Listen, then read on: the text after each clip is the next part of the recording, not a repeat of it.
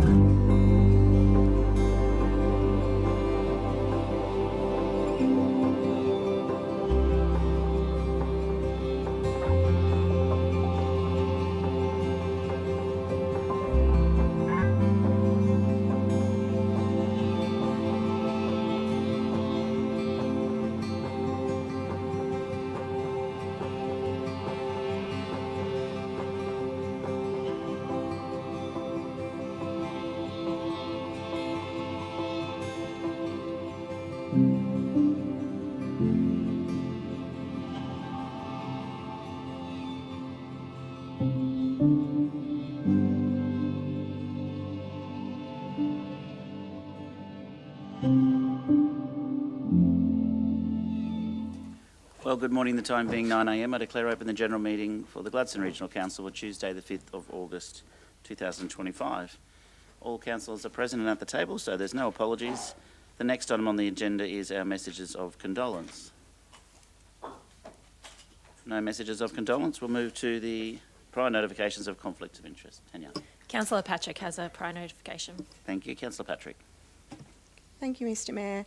I, Councillor Leanne Patrick, declare that I have a declarable conflict of interest in relation to agenda item G4.1, adoption of the 2025-26 strategic advocacy publication, as my husband's business, McDonald's, Boyne Island and Kirkwood, is situated in close proximity to the proposed, it's just Boyne Island, is situated in close proximity to the Boyne Tandem Aquatic proposal, which is proposed within the strategic advocacy priority.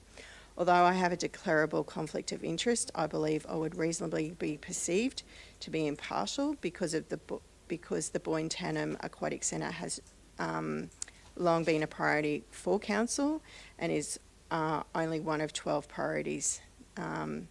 This is not a decision as to whether or not the pool proceeds, or a decision that could have a big impact on my husband's business. So you leaving the chambers, or you want us to vote whether you stay?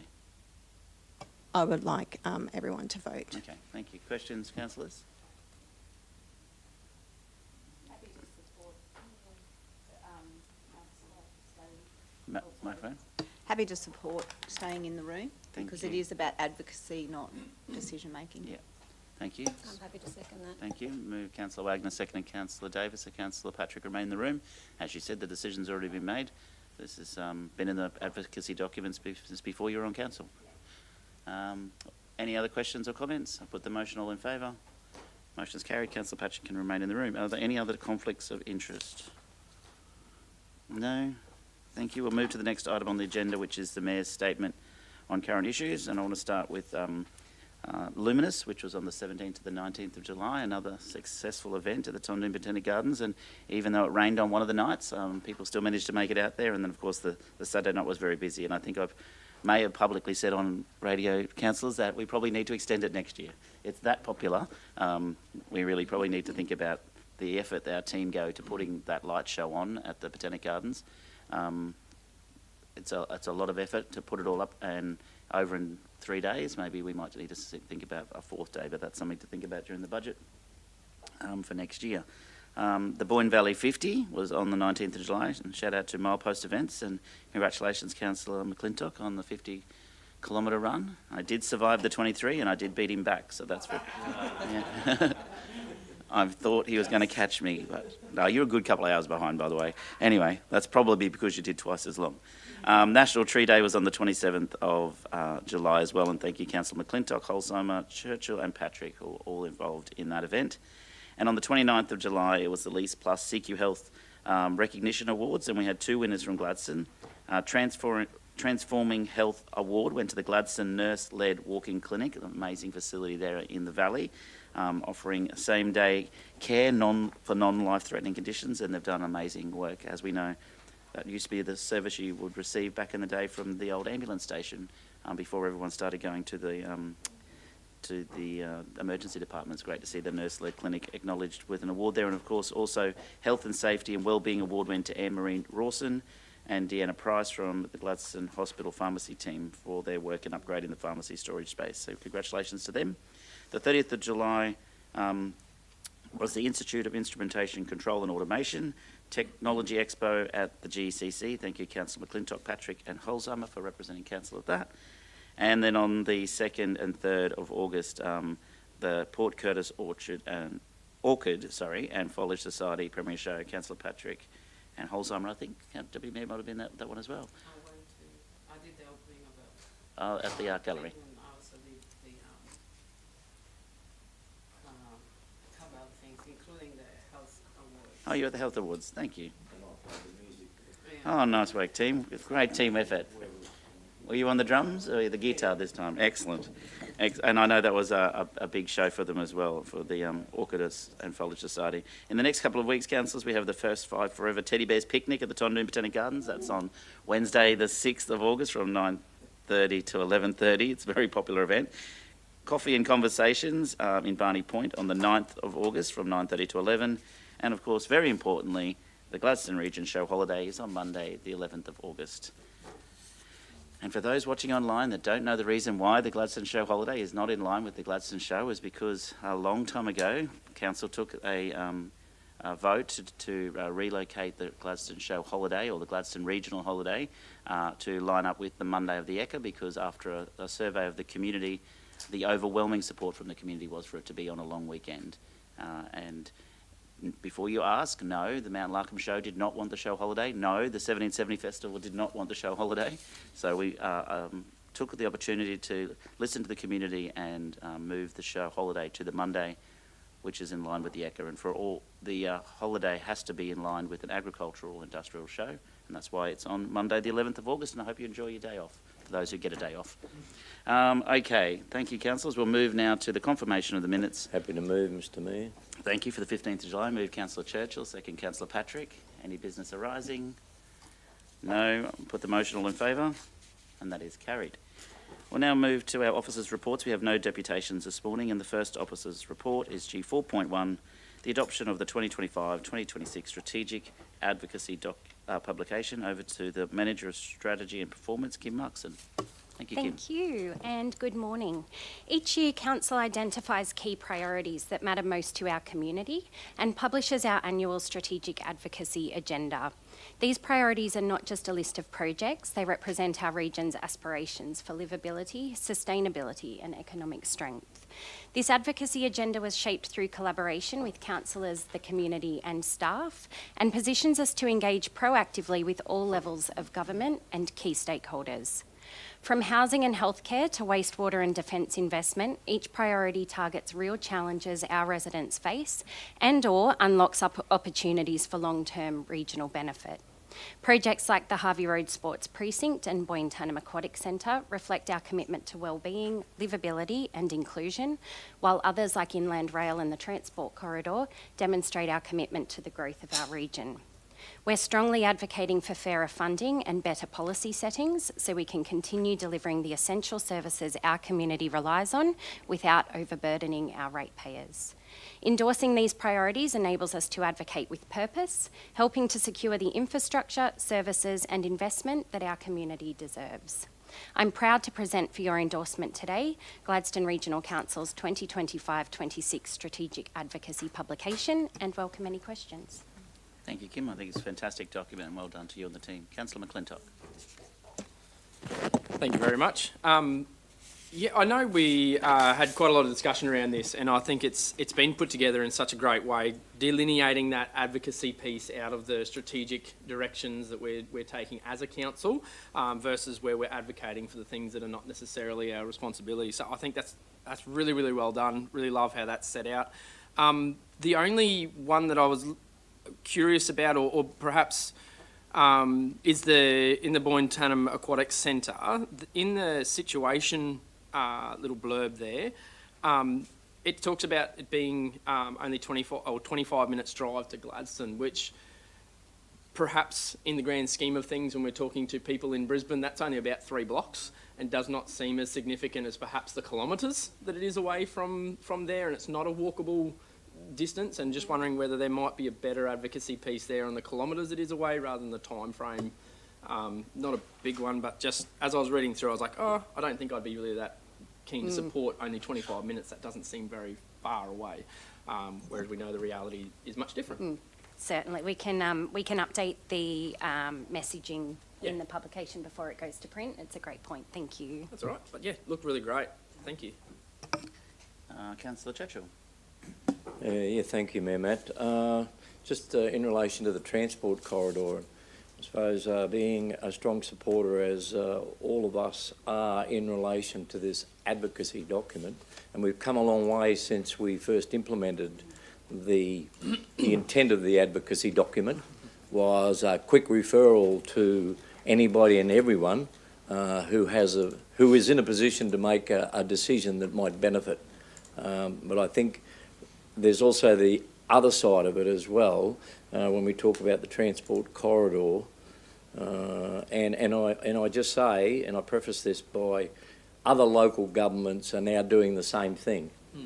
So they're learning from the models from what we did. But we also need to make sure that those bureaucrats who work in other state government authorities are well aware of what our position can be, because when we talk about the transport corridor, a dedicated heavy vehicle corridor to the Port of Gladstone, which has always been the port access road. And just wanted to highlight the position that this council has made in relation to Hanson Road. And our position hasn't changed. As we continue to advocate for this, people need to be well aware, including those in the government bureaucratic areas, that we are opposed to the Hanson Road being the major multi-heavy vehicle corridor because of all the different reasons, and the Hanson Road traders have made that quite explicit to us. So while we collect and collate and compile all this information for an advocacy document, this also comes from the people within our region as well. So it's not us, it's not just us, we're the driver of it, but the people in our community are the ones that have also had a significant contribution to these key priority projects. So it's more a statement than anything, but I just wanted to emphasise our position has not changed because it's a resolution of this council, unless of course it finds its way back here at some stage from either our TAG committee or one of our other committees, and that was a unanimous decision. Yeah, but thank you. Thank you. Councillor Wagner. Yeah, I just want to say thank you very much. There's been a bit of work done to this. Obviously, you've done a great job. I like the way now that it's really clear that it's advocacy, because I think previously the message was that we were going to, you know, take these on as our principal projects. So, yeah, congratulations on that. And I think these priorities are, a good outline of where we're heading. Thank you. Thank you. Any further questions? Councillor Cameron. Yeah, look, I'd endorse the product here. It's really good. I'm just looking here at Harbour and the way you set that out. You said this is the situation, this is the solution. That's a really good setup. I haven't seen that before, and that's great. I hope you keep that going. So, but the order in which you've put this together, that's not necessarily a priority, is it? That's just a list. So it doesn't necessarily say that this is our 1 to 14 or wherever it might be in the thing. So I just thought that worth getting out there. There is no preference or priority in that. Great document, and I'm quite happy to move that, Mr Mayor. Thank you. Move Councillor Cameron, second Councillor McClintock. All in favour? It's carried. Thank you. Next item on the agenda is, thank you, Kim, is G4.2, Japan Investment Engagement. I'll hand over to the Chief Executive Officer, Lisa Dowling. Thank you, Mr Mayor. Councillors, this report is seeking your approval for the Mayor and Economic Development Manager to represent Gladstone Region in Tokyo, Japan, including attending Expo 2025 and also participating in investor discussions and engagements associated with the resources and energy sectors. Council's working closely with Trade and Investment Queensland, Austrade and other agencies to maximise the benefit of the trip to Japan, and a number of meetings have been already secured and others are still developing. It includes a CSIRO hosted industry roundtable, an Austrade hosted Net Zero Expo event and meetings with Marubeni, Iwatani, Enios and Sumitomo Corporation. The costings have been included within the report and are within budget, and the recommendation is there for your consideration. Welcome any questions to myself, or the Mayor may be able to contribute as well. Thanks, Lisa. So I'll contribute a couple of things. Firstly, that's not the extent of the meetings, but that's the ones that have been organised or most likely organised at the moment, and Christy and I will be meeting with other people as well, and we intend to invite the Gladstone Engineering Alliance and also the university, as we have previously, to make sure we have a Team of Gladstone approach. I'm very excited to be talking with Sumitomo. Obviously their project is proceeding well, and I want to hear more about their plans for Gladstone. And Marubeni is still very keen to do investment in Gladstone and other things other than just hydrogen. They're looking at other projects as well, which is pretty exciting for us. I had a meeting last night here in Gladstone with a company that's working with them as well, and they're potentially travelling with the council to Japan too, which is a company that was just recently did a presentation to council, but I won't go into too much more detail. A lot of it's confidential. But in terms of the flights, I spoke with Christy this morning, and we are quite happy to travel economy class on the way over because it's daytime. We just need the council's permission to look at the flights on the way back because it's overnight and there's no premium economy option, and it's very difficult to fly from Japan back to Gladstone and expect to function the next day, which is my schedule's very tight. So I'm basically over there for a few days, turn around and come straight back again. So I definitely don't need to fly business class on the way over. Quite happy to fly economy when we leave Gladstone, I think about 7:30, 8:30 in the morning, and we get there about 8:30 their time at night, but there's a bit of a time zone difference, not much.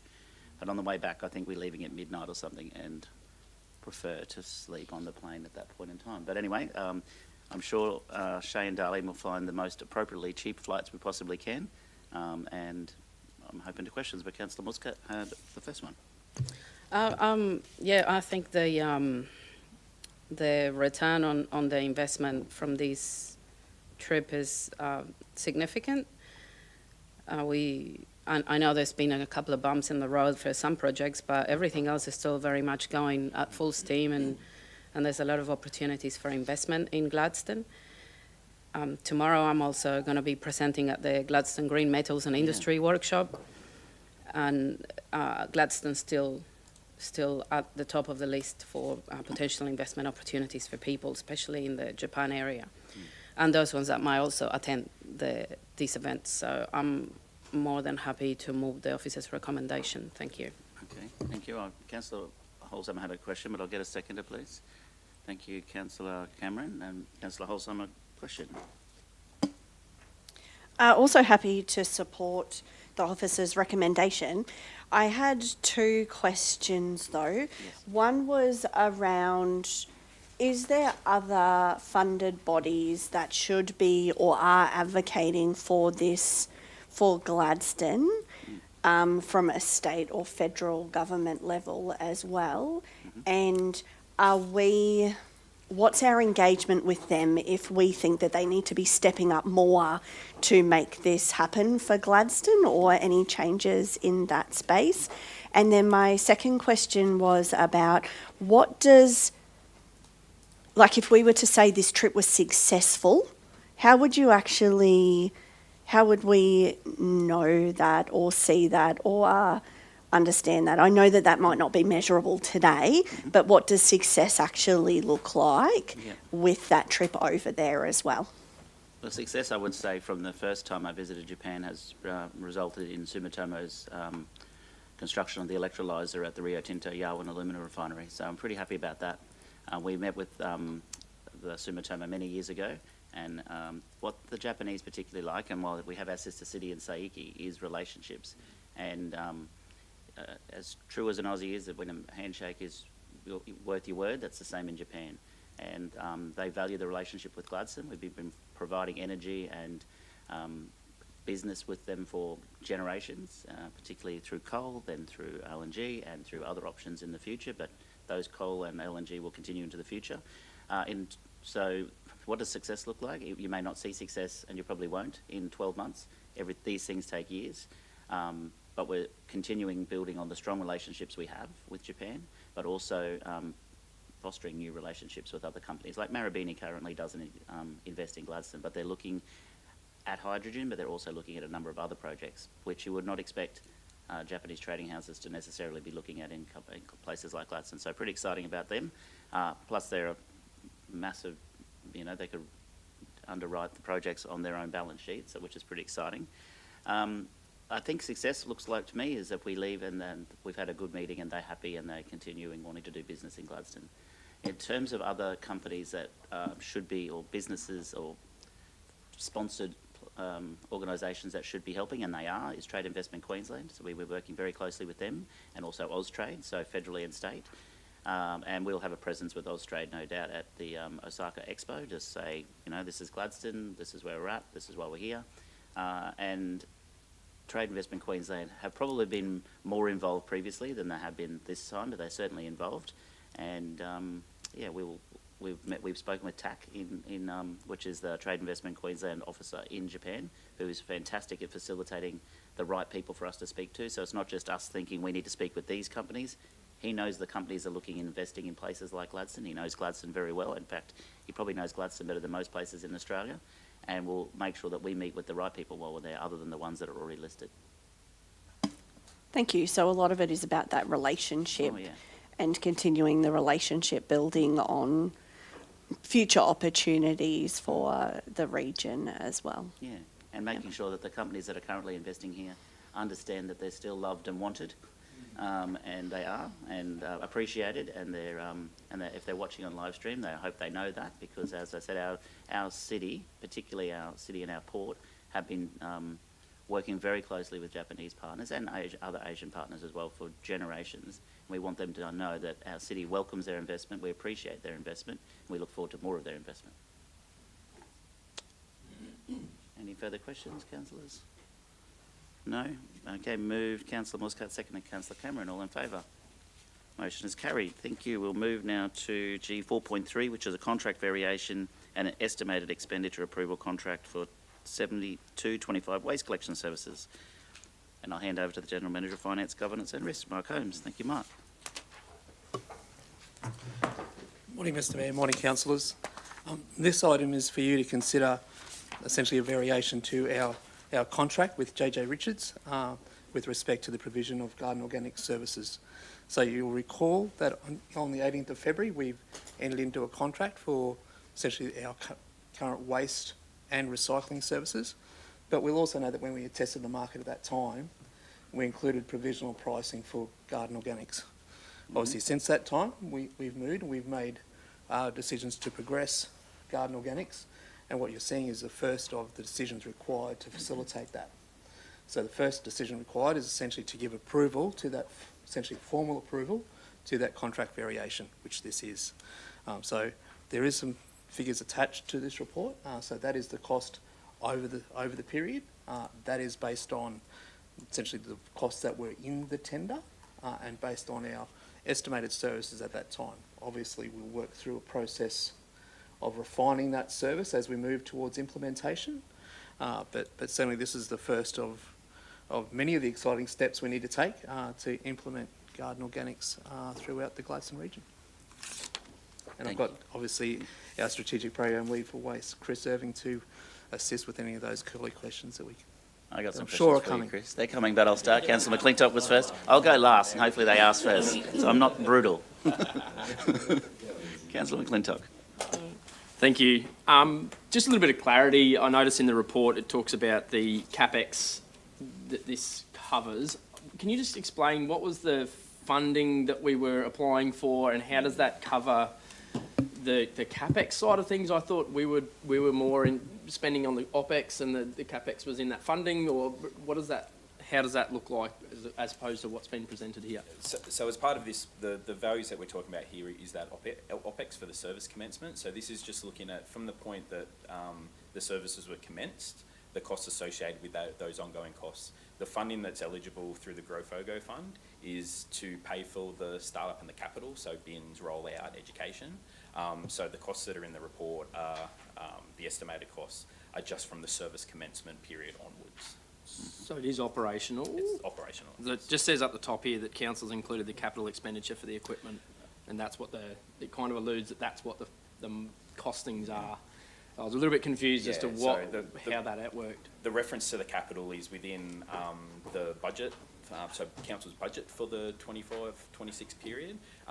Those capital costs have been budgeted as a capital expense with the anticipation that they'll be offset by a funding income. Yeah. Gotcha. Okay, that makes a little bit more sense. So this is the costings of ongoing service, but a lot of that setup and concerns from community around how much is this costing to get off the ground. We've got funding, or hoping to get funding. Where are we at with that as far as getting that? So that'll be part of a funding application that would submit. Yep. With under the GrowFogo fund, it's identified that Gladstone Regional Council is eligible for that funding, but we still need to go through the process to apply and gain that funding. And what sort of dollar figure roughly are we thinking that will be? Roughly, it's about $1.8 million for multiple different activities. Yep. Yeah. Great, significant. No, that's really good. No, good. Thank you. That's all for now. All right. No, Councillor Churchill. I'll go last. No. I'm sure you've got a few questions there, Mehmet. I'm just inquisitive in relation to Year 7, in relation to that budget allocation line, and I'm sure that there's a simple answer for it, is because it drops down $500,000 just in relation to the timing of it, between 1st of February 2032 and January 2033, which because that's sort of the contract renewal period, so that's getting to the end of that contract period. Right. Yeah, so this is actually a decision only with respect to the contract. So it's not about the whole service that will obviously go for that whole financial year, but under this contract, that's the extent of that time. Through to January, and then obviously it becomes part of a budget or tender deliberation. That's right. It's another tender decision. Correct. Okay, it's thank you. Yes, cheers. Yep. Thanks. Okay, me. Good. The contract we currently have with JJ Richards expires when? The end of January 2026. So. Sorry, no. We just renewed that, didn't we? Yeah. So 2033 is the first option period. Yeah. Which is why that's how that aligns. Yep. So it aligns with it. I don't want us to be going ahead with a go bin, and then still have a year left on that contract, and then the other one expire, and then we have to we're forced but no choice but to go with the same company again, because we're tied in with a green bin that's 1 year later. It's one contract that we've entered into, so yeah. So those contractual provisions will be tied to that one contract. Yeah, okay, it just said 7 years, and I thought that was the length of the whole contract, so this is not another 7 years. The FOGO bin will be for 6 then. Or the go bin, sorry, not FOGO. Yeah, so that's this. Yeah, so there's 6. So remember, this will be this contract doesn't start. Oh, it starts at the it's- same time. Yeah, so we're still out working the existing contract. We haven't started the new contract yet. Yep. That's Okay, what's next. all right, good. All right, just making sure. I don't want us tied up, whether who's sitting around this table to say, oh, well, you have no choice. No use looking at another tenderer because you're tied up with something else that's got to keep going for a year. Okay, good. The next one is the costing in this. I think I've spoken to you about this, Chris, so it's not going to be a surprise. I want to make sure that we're not locking ourselves in to going all region-wide and all communities without having an opportunity to speak to the smaller communities. The communities I'm thinking of are Miriam Vale and Baroran and Mount Larkham and Ambrose and other communities that currently have those kind of communities, Boyne Valley, that currently have service. Many of those communities don't, but many people in those communities don't, but some do, and they might not necessarily need or want a GO service, and I would like to have the opportunity to maybe start with the urban centres and then slowly roll it out to the smaller communities if they see the success of it in the city and Boyne, Tatham, Calliope later. Not later, Boyne, Tatham, Calliope, Gladstone first, and then potentially roll it out to the other smaller communities a year later if they're happy with how it's progressed. I don't want this to be rolled out into the smaller communities that may not want the service, and then what is really a good service for the Gladstone region to be have negative connotations because parts of the community don't want it. They manage their waste differently in different parts of the region, and if you've got, and I know that we're looking at the size of the lots too, whether it's 5,000 or 2,000 square metres or somewhere in between, and whether it includes Agnes as well. And if you include Agnes, I don't think that means you automatically have to pick up Baroran and Miriamvale on the way through if they don't want it. But I'd like the opportunity for this to be introduced. I'm not saying that's what we do, but at least have the discussion with councillors for this to be introduced for the urban centres of Gladstone, Boyne, Tatham, Calliope on the 1st of July next year, and then have time to have the conversation with the rest of the region to say, would you like this for 1st of July 2027? And if they say no, then I don't want us to be tied into a contract that says, oh no, but you agreed today that this is how big it's going to be and JJ's have gone and bought all the bins or something. So can you tell me that that's not going to happen? No, so the purpose of this report is to trigger the notifications required for JJ Richards. As you've mentioned there's a lot of details still to outwork as part of the service, and what would, in terms of the service that's implemented, will be based on those decisions. And then in terms of costings and what the contract and the variation with the service provider is, will be based around that. So the costing here are just estimated costings to be able to give a visibility of what an extent of a service would cost, but we do need to set the service levels, and then the service will be based around those service levels and who gets them going forward. Okay. And how long do we have to set the service level? How long do we have from a boardroom to make that call on how big the service goes? There are discussions that are upcoming. Yeah. We need to get that information through so that we can get those proposals back from JJ Richards. So that's something that needs to happen in the near future. Very soon. Yeah, Okay. very soon. Yeah. Thanks. Councillor Churchill. Yeah, thanks, mate. Just from your questions just prompted me to, because of the terminology, we're talking about the GO program here today, but I've mentioned, I hear the word FOGO mentioned. I quickly corrected Yeah, myself on that. No, that's Go. all right. No, but it's... Gladstone is But go. I'll also make reference that actually FOGO appears in here as well in the report. So it's not about the terminology, it's just getting... I mean, thank you, Chris and Mark. Thank you and all of your team for what you have done to get to here today.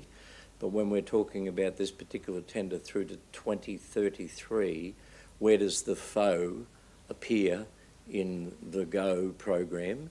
Because if we're talking about the GO program right now for this tender, that's to 2033. When do you expect or anticipate? Because well over half the local governments in Australia are already doing this. They're already doing this, and some in recent times have advanced it even more. So we're likely to see 3/4 of local governments because of the significance of the benefits that can come from it. In light of where Matt, and I understand exactly where you're coming from there, Matt, is just getting it right for the people.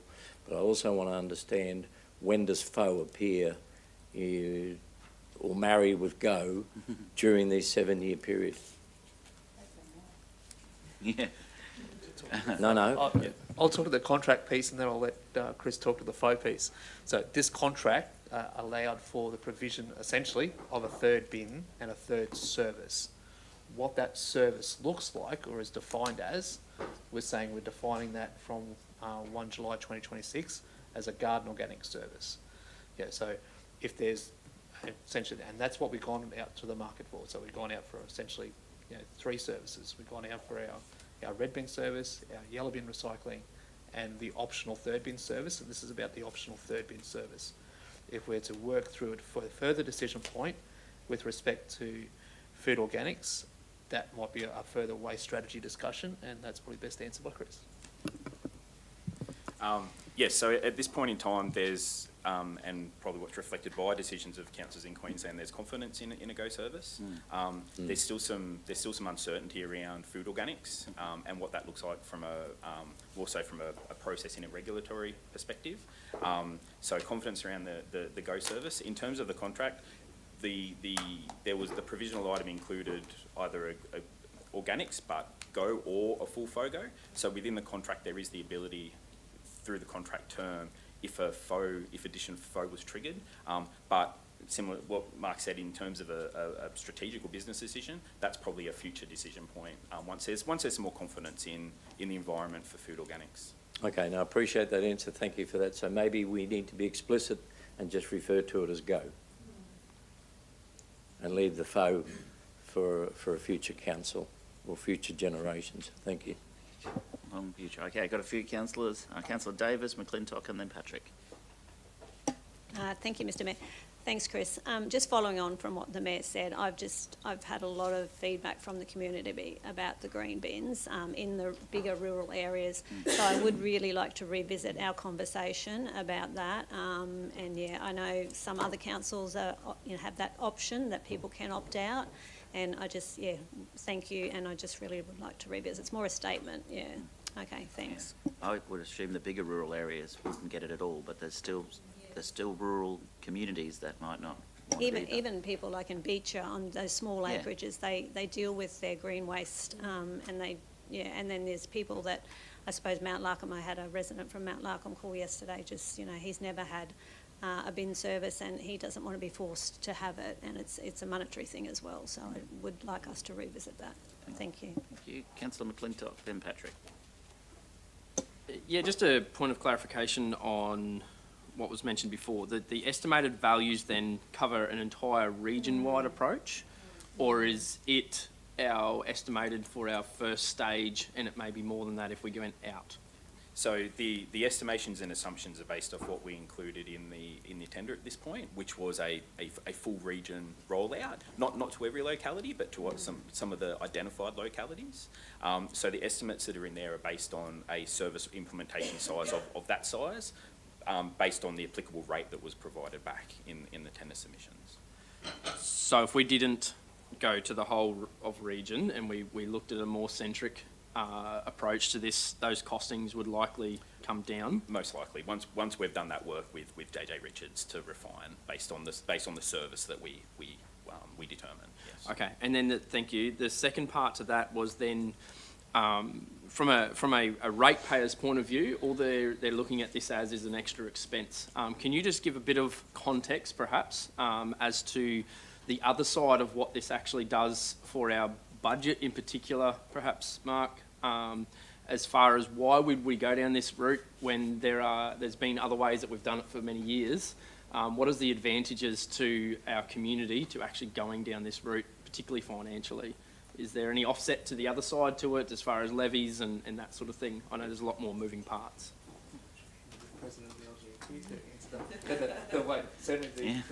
The future, the waste levy? The future impacts of the waste levy. Started. And so currently, council enjoys a rebate of the waste levy, which would then be at this stage is proposed to essentially phase out.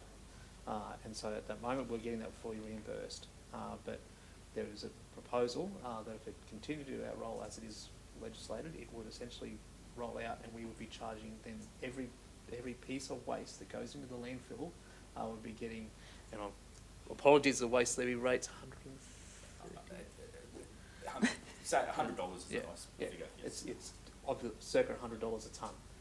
So that we would be adding the cost of that onto every that. So essentially, the what's the average waste per household per year? It's around about. In terms of the total we see come through per year, it's about 21,000 tonnes for the residential waste for the region. So that works out to essentially just under 1,000 tonne, essentially a tonne per property served. We would be then, that's a cost that's added into the property. So and we're saying at the moment through our audits, up to 20% of our bins is garden organics. So we can divert that, then it's actually, there's a saving there, particularly with respect to not only from the waste levy piece, which is a big piece, but also airspace. Airspace within our landfill. So for us to, every time we bury waste, we're taking up valuable airspace within our landfill, and that's, it comes at a premium. So if we can divert that and not have to deal with that, then we can then find better uses for it. Thank you very much. And I know there's some significant costs with the end of our cell life and re-establishment of new ones. I just wanted to create a little bit of context, I guess, for anyone who's listening, that this does appear at a very surface level as just an extra expenditure and an extra service to give to community, but the conversations are a lot deeper than that, and this is more of a strategic direction around the long-term savings for community as well. Thank you for providing that. Thank you. I'll go to Councillor Patrick then Wagner, but the airspace is very important. The future of the Benarabi landfill, with 20% of our red bins having green waste in them, even though you're not meant to put green waste in them, people do, the success of the go bin is going to be on non-contamination. So it really is up to the community. If this is it's a cost on one hand, but it's a massive saving on the other, because we're going to be paying the waste levy to the Queensland Government, as we refer to it as the bin tax. Please Google bin tax and find out more about the Queensland Government's bin tax that has been put on local governments in Queensland. You'll see our bin chicken, where advocacy is very strong to the Queensland Government, that this was, when introduced, the waste levy was introduced, we were promised, as a local government sector, that this would not affect municipal waste. And here we are in 2025 affecting municipal waste. And in other parts of South East Queensland, they've been paying a bin tax now for some time anyway. So we were always expected to be completely reimbursed for the cost of municipal waste going to landfill. It's our landfill after all. The benefits to the community are, like you said, they're twofold. We won't pay as much bin tax to the Queensland Government, and we also will extend the life of Benarabi landfill, provided residents don't contaminate it. I've got one rule at my house: don't contaminate the yellow bin. If you want to throw a bottle into the red bin, that's disappointing, but that's okay. But don't throw nappies and old rubbish into the yellow bin, because you shouldn't contaminate it. That's the key I have at my house, and I don't know what other people have at theirs. A contaminated yellow bin costs us money. A contaminated green bin will cost us money. So we really need to be, really get the message out to the community that when this green bin comes in, the contamination's costing you money and the life of our landfill. Councillor Patrick, then Wagner. Thank you, Mr. Mayor. Councillor Davis and McClintock pretty much covered what I wanted, or the questions I wanted to ask, but also you've just highlighted a really important fact, that the education and engagement strategy that we have with making a financial commitment like this is really important. So, yeah, that's all I just wanted to say. Yeah. So, Thank you. Councillor Wagner. Yeah, thanks for that. Just one question. By going over to this, how much more life do we give our landfill in its current state? I can't probably answer that specifically on the spot at the moment, Sorry. Councillor. But Would it be 20%? But it's 20%. Yeah. For a year, it's around about that 4,000 tonnes that we'll save going to landfill. How much, sorry, I'm not that techie. So how much is that in terms of space in a landfill? It's about Sorry. That's okay. It's hard to articulate it as a space. So that's some information that I can that'd be really capture and good. I can I'm report just- back as yeah. part of some of the next sessions we're having. Yes. I As in just get it cubic because, I mean, meters. for residents, it is another cost, and also to bring the cost down, we need to make sure that there's, I suppose, a mass of people to do it, because otherwise, if you've got just random services, it's going to be a real expense. So to, I suppose, balance that up and then have a look at the benefits, I think it'd be really good to know what the benefits are, especially for residents, because ultimately it does cost them through rates if our costs at the landfill go up. Thank you. Yeah. Councillor Holzheimer. Happy to move the officer's recommendation. Thank you. Okay, I've got a mover and a seconder. I'll just go to Councillor Cameron. Had a question? Yeah, just a question. Now that we've gathered up all this green waste, what extra impact do you consider we will have at our transfer stations? In terms of anticipation, what we should see at transfer stations, it's assumed or it's anticipated that we should see less demand on our green waste servicing at our transfer stations. Yeah, I'm and talking about facilities. the end up bulk, and where does it end up? What we do now is we mulch it and we give it away for free, basically. Yep. How's that going to impact that quantity?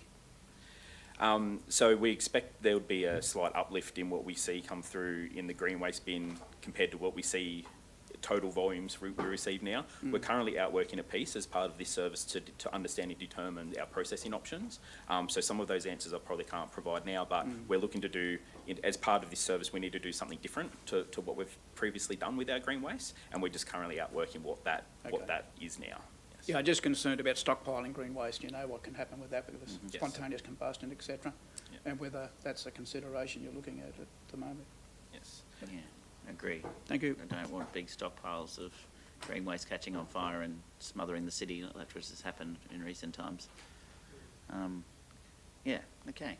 But I do encourage everyone online to Google Queensland Government bin tax and find out how it's costing your community. I've been sharing it on my Facebook. Look for the IBIS bin chicken. It really is disappointing for that to be happening, but you know, there's a state government grant that's now available, so we take advantage of the grant, which will reduce the cost of the infrastructure. And I still want to make sure, that's my final question actually, our application to the state will include operational costs, even though they may reject it? Still, in terms of what we submit as part of our funding application, still outworking that. But yes, the costs associated with preparing for this service and delivering this service, once identified, including that as our ask from the state. Yeah, well, I'd like to ask for the infrastructure, which we will get because it's already included as part of their strategy. So I have no doubt our application for the infrastructure will be successful. But I would like to make sure that our application includes at least a phase down of the operational costs, because we're ahead of the game. In terms of, I know lots of councils across the country are doing it, but not that many in Queensland our size are doing this. So there's an opportunity for us to say to the state government, you've forced our hand on this by introducing a tax you promised you'd never introduce. So, you know, you need to support us to slowly introduce this to our community, and I think the best way for them to do that is through the covering of operational costs. So that way it costs the community less. And if it's 75%, 50%, 20% over 3 years, that's something the levels of government are very good at doing, supporting something to start with and then disappearing into the darkness and leaving us to fend for ourselves after that. I have a mover in Councillor Holzheimer and a seconder in the Deputy Mayor. All in favour? Thank you, it's carried. Thank you, Chris. Thank you, Mark.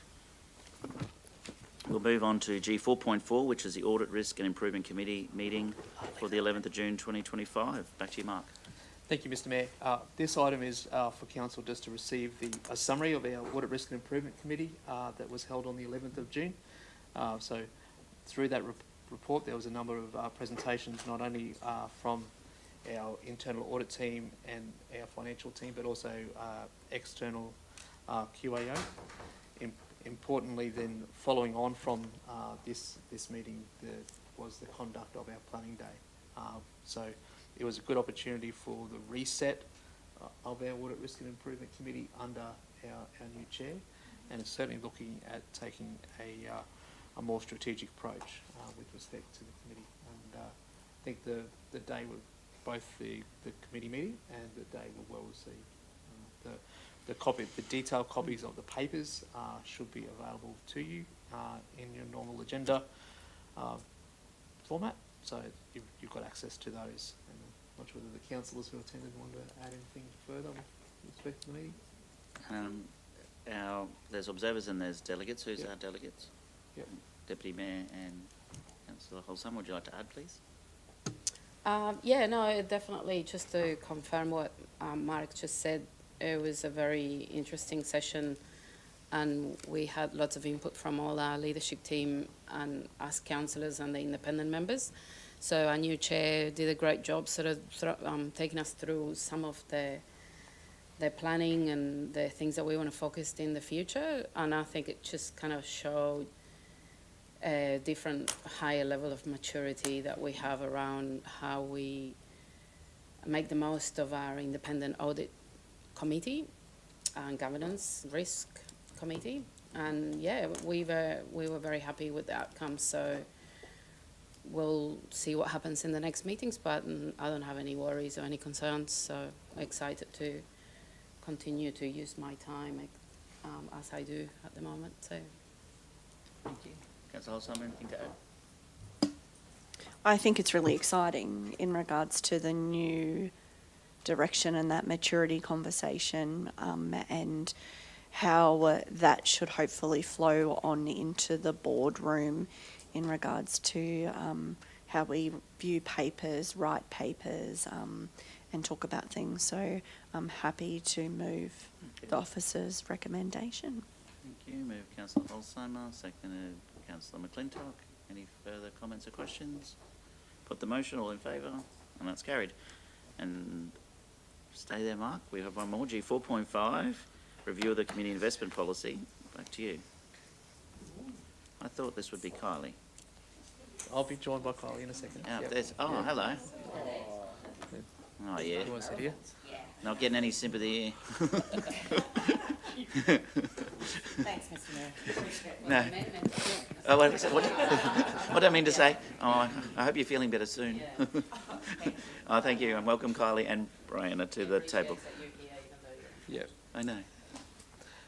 Councillors, this is an opportunity for you to consider a review of our community investment policy. So you'll be aware we've gone through a significant streamlining of the policy and look at how we make that more fit for purpose to meet the strategic aims of council. So as part of this, we've looked at essentially reframing a number of our funds and also looked at just how we put different themes to each of those. And importantly, probably one different piece within this is we've also allowed for discretionary funds for councillors, and this is an alignment within what's been provided within the budget. I'll hand over to our General Manager of Community and Lifestyle, who'll be able to take you through the detail with respect to the changes. Thank you, Mark. I'd like to acknowledge a couple of things. Firstly, councillors, thank you for bringing the voice of the community into this policy. That's been a really great journey over the past 8 months, so thank you for that. And also thank you to Shelley Penrose and Bri Jansen for bringing it all together to make sure that it does maintain its relevance for the community and it's easy to interact with, so thank you for that. As Mark said, the revised policy includes several funding streams. So we have introduced microgrants into our policy. We're still maintaining our Connected Communities Fund for strategic investment. Our community events, which are highly popular across the region. We're maintaining our community support into things like public toilets, cleaning, waste disposal and community halls. We're continuing our bursary and scholarships and investing a little bit more into those to really adjust with the times. And as Mark said, we're introducing a councillor discretionary fund. We've also ensured some equity as to access for the policy. So applicants can apply to multiple funding streams, but will only be allowed to be successful for funding in one stream per year. So I hope that makes sense. I hope I articulated that correctly. We're also changing the way we're assessing our applications, and we're inviting councillors to join our assessment panel. So you'll see in the officer's recommendation today, we are seeking a nomination from councillors to be the primary member on our assessment panel, and also an additional 2 other councillors to provide support during those assessments. Should councillors endorse this policy today, we will commence with a large-scale community roadshow for our community investment policy to really educate our community on the new policy and how they access funding to continue their important projects and initiatives. So I invite any questions from councillors. I have Councillor Wagner. I want to throw first to say with the councillor rotation, I would personally prefer it wasn't 1 councillor and 2 alternatives.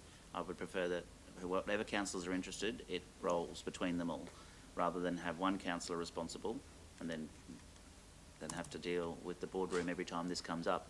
They'll feel the weight of the shoulders that you have felt for years over this policy. So I think it should be shared but among the councillors that have the time and would like to be on it. That's my thoughts, and I'm happy for you to think about that. And I don't know how that works, but Councillor Wagner, over to you. Yeah, look, thank you. And I know the work and probably the stress this has caused. So thank you very much. I think you've come through it with a fairly succinct document as well. So, and I think there's some real positivity in that. Just a couple of things on page 7.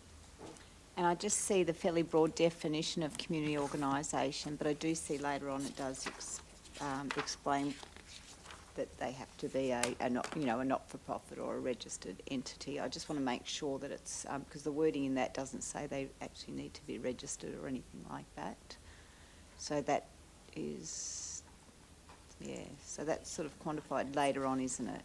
Just to make sure. Councillor Wagner, it's detailed in the guideline document. Yep, okay. No, I did see that. I just wanted to make sure, because when I saw that one, it's like, oh, yeah, we can do this. And the next one, the discretionary funds, if you can just look at the wording of that, because I think there's some words missing around after the word Local Government Act 2009 and our funds. So that's on the same page. Yeah. Sorry, Councillor Wagner, what was the error? Just the wording of it. It seems to be missing some words. No funds in. I don't know, or maybe it needed a comma or something. Discretionary funds on page 7.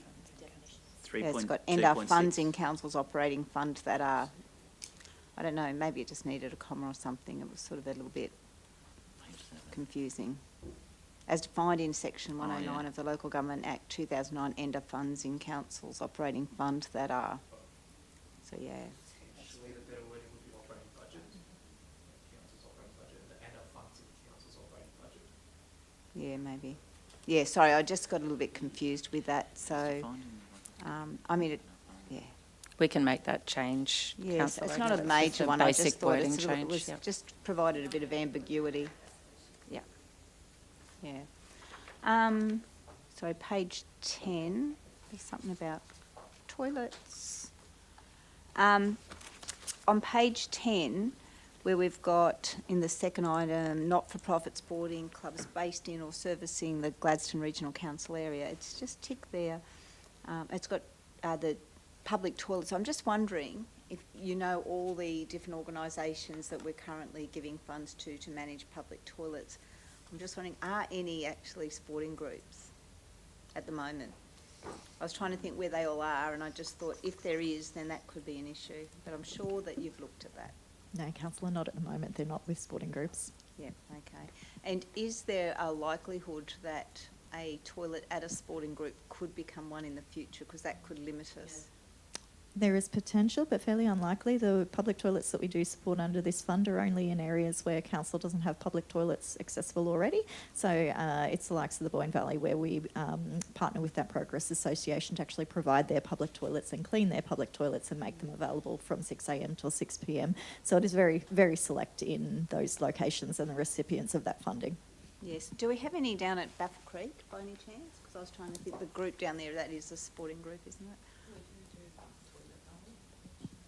Sorry, I'm just, curious. I can take that on notice for you. Yeah.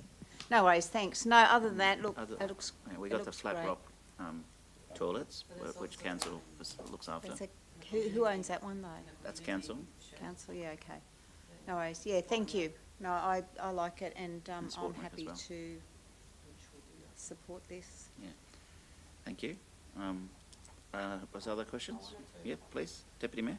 Yeah, it was, I guess, following on the public toilet thing, which I think it's great that you're including it in there to show how we, I guess, consider this a community investment, which I think it wasn't. It was kind of out of any sort of program that we had before. So these organisations that do get these, how are they impacted then if they are applying for other funding? And also, okay, well, I see that they're not. That's okay, great. So, because it could be, it is important for the community to understand that these investment that we make on these toilets, that these, some of these halls want it, not all of them, but some of them want it. That comes out of that community investment budget. So, is that correct? Yeah, Councillor, I can assure you it has previously come out of there as well for the past couple of years. It just hasn't been captured in our policy, so that's just catching that up there. And in relation to being able to apply for other funding, they are allowed to apply to any of the other streams. So, for example, they could apply for a Connected Communities Fund, or they could apply for an event. So the limitation is per stream, not the entire community investment program. That's great, because I guess what I hear from Councillor Wagner, I think we also kind of interested in understanding what if I tomorrow have a community hall and I want to open my toilet to the community. That's not necessarily something that I can't just take upon myself to do and then expect council to pay for the maintenance or the cleaning of it. No, that's right, Councillor. It's only in areas where council has identified that we don't already provide that public service within a certain distance. Okay, so there is a process if somebody was to... There is definitely a process for that, yes. Okay, wonderful. Thank you. Excellent. Councillor Davis. Thank you, Mr Mayor. Thank you for the information, and it's very well set out, and I'm happy with where we've landed. I just wanted to check, we're going to communicate with the community, obviously, like nice and loud, that these changes are happening, and also the addition of our councillor fund as well. Absolutely, Councillor Davis. So Bry's team already has a community investment program roadshow in anticipation for today's decision, and that does include all of the new information for the new funding streams. So, Excellent. yeah. Thank you. I'm happy to move. Oh, thank you. I think maybe Councillor Wagner had moved that before. Sorry, if we want to take away the appointment of councillors, we can't move the officer's recommendation? Good. Good call. So I just think we're fine to just adopt the community investment policy provided as attachment 1 to the officer's report and not do any appointments for councillors at all. No, I would like to deal with the councillor appointments today, but I can do it separately. So let's get this easy one out the road first. Move Councillor Wagner, seconding Councillor Davis, that we accept the you're looking at me like I can't do that? No, it's fine. It's just that I was just pointing out that we don't necessarily need to appoint a councillor if all councillors are going to be involved. That's a whole question that's going to happen in about 5 minutes, because I don't know that it's all. It's definitely not all. So let me get to that. Yeah, shortly. Very shortly. It could be fun. Just highlight that the terms of reference do say that the assessment panel will have any one councillor. It doesn't say, an appointed person or anything like that. So it says one councillor. But we can deal with that shortly. Yes. Let's deal with this motion first.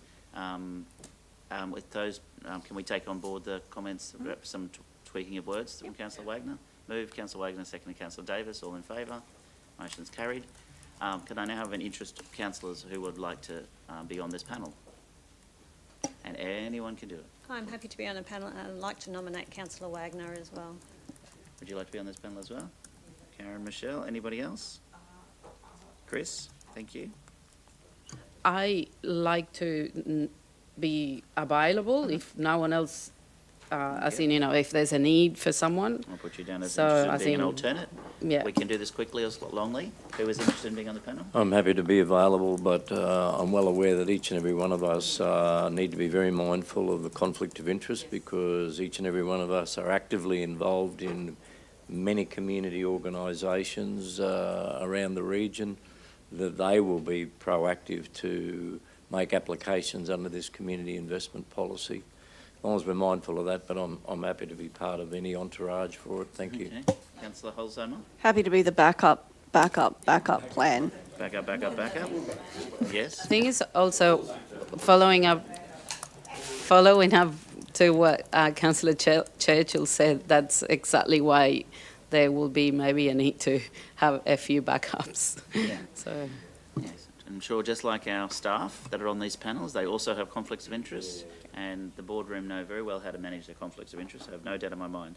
Councillor Davis, Wagner and Cameron are very keen to be on the panel. I have Councillor Muscat, Churchill and Holzheimer are very keen to be backups. I'm looking at the other side of my left. Yeah, I'm happy to be a backup.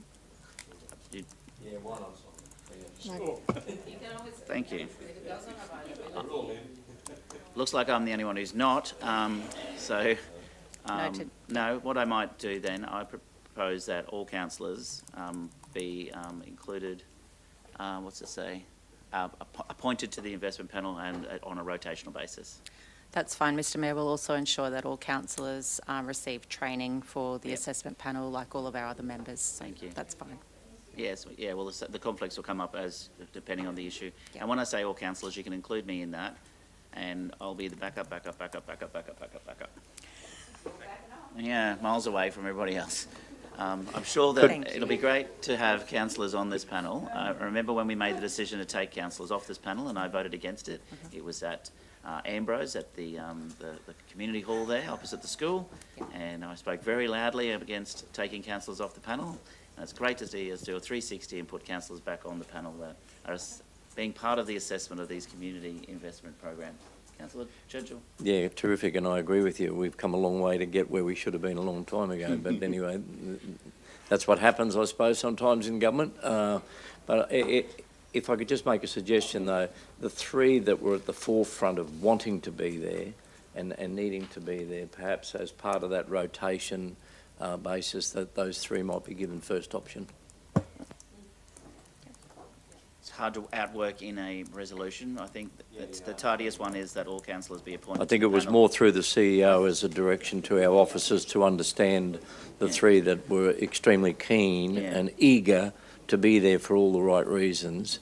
Perhaps they could pave the way for those that are sitting at the back. That's a great idea, Councillor Churchill. Thank you. So I have the preferred councillors as Councillor Davis, Councillor Wagner and Councillor Cameron. No, but that's not in the resolution. The resolution is all councillors, and I'm happy to move it from the chair. Seconded Councillor Churchill. All in favour? Thank you. Thank you. And then I'll do the training as well. Thank you. After everybody else has done it. Thank you. No chance. Thank you. Thank you, Mark. But Kylie, please stay. G4.6 is our community investment program and the fund themes. Not glamorous. Do you want to sit? Come sit me. And thanks, Bri, as well.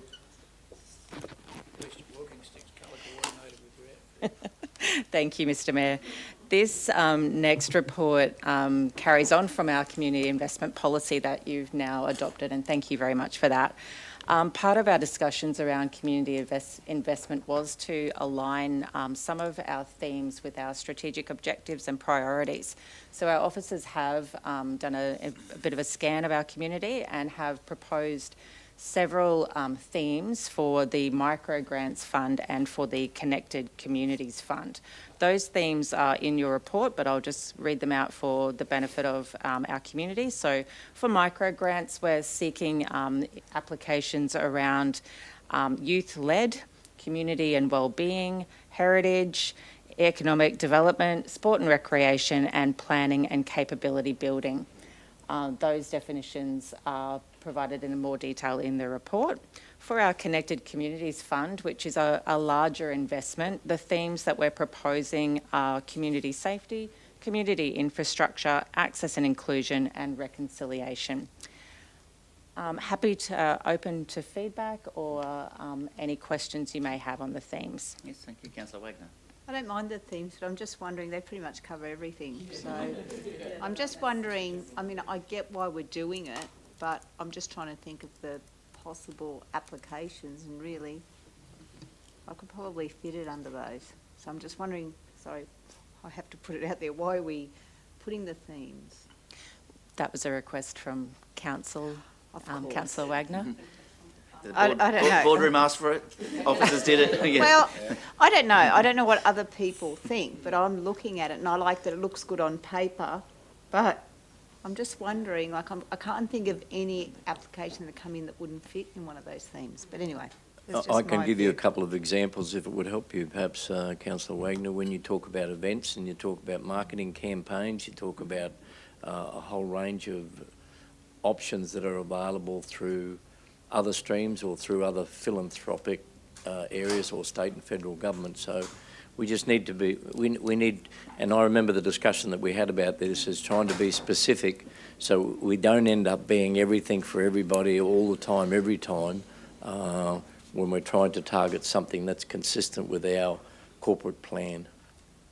Oh, yeah, and I understand that, and I appreciate it, and it does look good on paper, but give me an example, please. Of something that wouldn't fit. Yeah. That wouldn't fit. Like, I'm trying to, like, I get, you know, if we're just doing this for lip service, then, and I'm sorry, I love that we put it there and it looks wonderful and all that language looks great, but I'm trying to actually, I suppose in my head, work out how is this different? Or what, like, I can't see the benefit. Repairing your backyard for your horses could be an example that may not fit. Yeah, but I wouldn't be able to anyway because I'm not a community organisation or not-for-profit, so that would be captured. But, no, I don't know. I don't know if I'm articulating it well enough, but... You're probably right, and I'll throw the Deputy Mayor who I think brought this to the table. But if you have a project that really highlights some of the themes that the boardroom has asked us to, or asked the staff to put there, and you can say, and you're assessing, we go, this really ticks these boxes, all these themes, not just one, because you've made it, you're really good at writing grant applications, and I know some people in this room are. You've made it somehow fit under economic development, or you've made it fit somehow under youth-led or something, or I don't know, safety. So but if you can make it fit under 3 or 4 themes, then maybe you'll get a more favourable outcome. I don't know. Deputy Mayor, this was you. Yeah, there's definitely a, I did speak about having themes, but I actually very much agree with Councillor Wagner.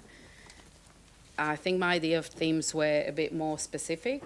For example, we're doing a lot of work around waste and waste education. So I was hoping that we could encourage community groups and organisations to get on the the journey we're going through, as in trying to increase the awareness around how we do waste, how important it is. Then there could be other things that we might be doing which might also align. For example, I'm not saying right now, but in a few years, or viewing towards the Olympic Games, or themes that will then come back and serve and leverage from what we already investing in not everything, but at least half of the investment that we make that is very much aligned with some of the outcomes that we see are important for our community. And waste was one of those examples. It will be, for example, animal management. I'm really interested in trying to see how we can try to educate our community around how to be responsible with, I guess, pets and or for example, there you go. That's another thing that is a bit more specific, but then that encourages some of these organisations that sometimes they do not normally apply to council to come in and partner with us and other people in helping us strategically address some of these issues that we see are of importance.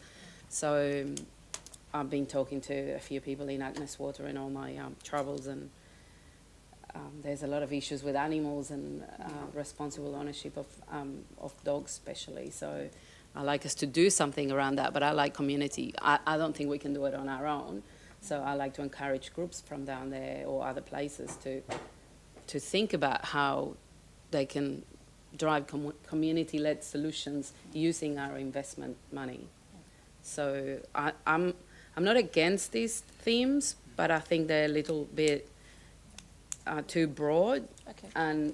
But yeah, I'm not sure how to move forward. I think if we suggest different ones, or We can do that, but I've got a few councillors lining up to speak to it as well. This is only for the micro grants and the Connected Communities Fund. That's right. So it's only probably the really small ones. The Connected Communities Fund, Mr Mayor, is the large Oh, okay. fund for strategic projects. Oh, yes, of course, yeah. Well, and they're all going to align to that. I can confirm, however, that not adopting themes won't have an impact on No. the policy that Oh, you've great. just adopted, Yeah. Yeah. should you choose not to. Councillor McClintock and then Holzheimer, then Wagner. Yeah, I think Councillor Wagner just put probably into words a little bit of exactly that. I think it's a conversation we've had across a number of different strategic documents. If it's a catch-all for everything, it doesn't actually give us direction or clarity as to where we're pushing.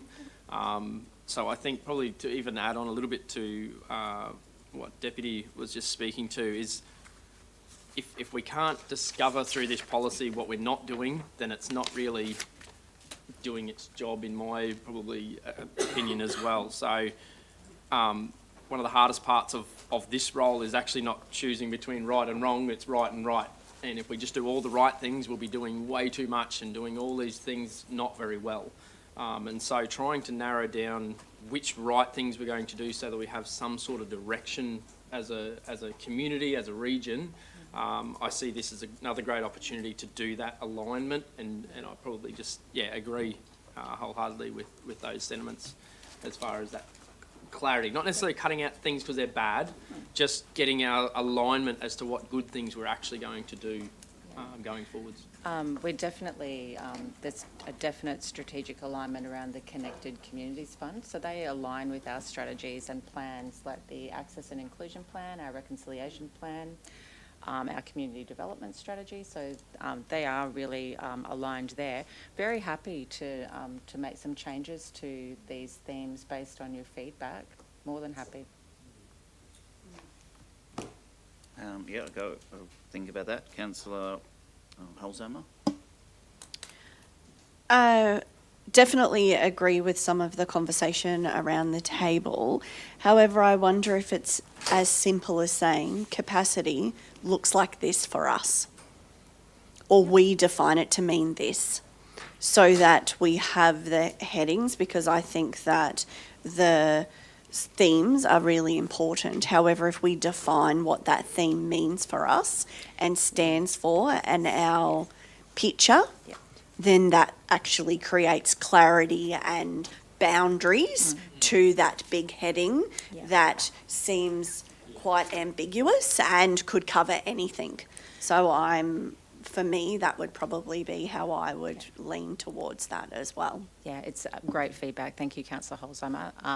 In the report, I've only given you the headings, but in the actual funding guidelines, they are articulated as to what we're looking for in those spaces. So it's a really good point. Thank you. Councillor Wagner? Yes, sorry, thank you. And yeah, look, I appreciate the feedback on that, and Deputy did add some really good ideas there too. So I think there's probably a future in that.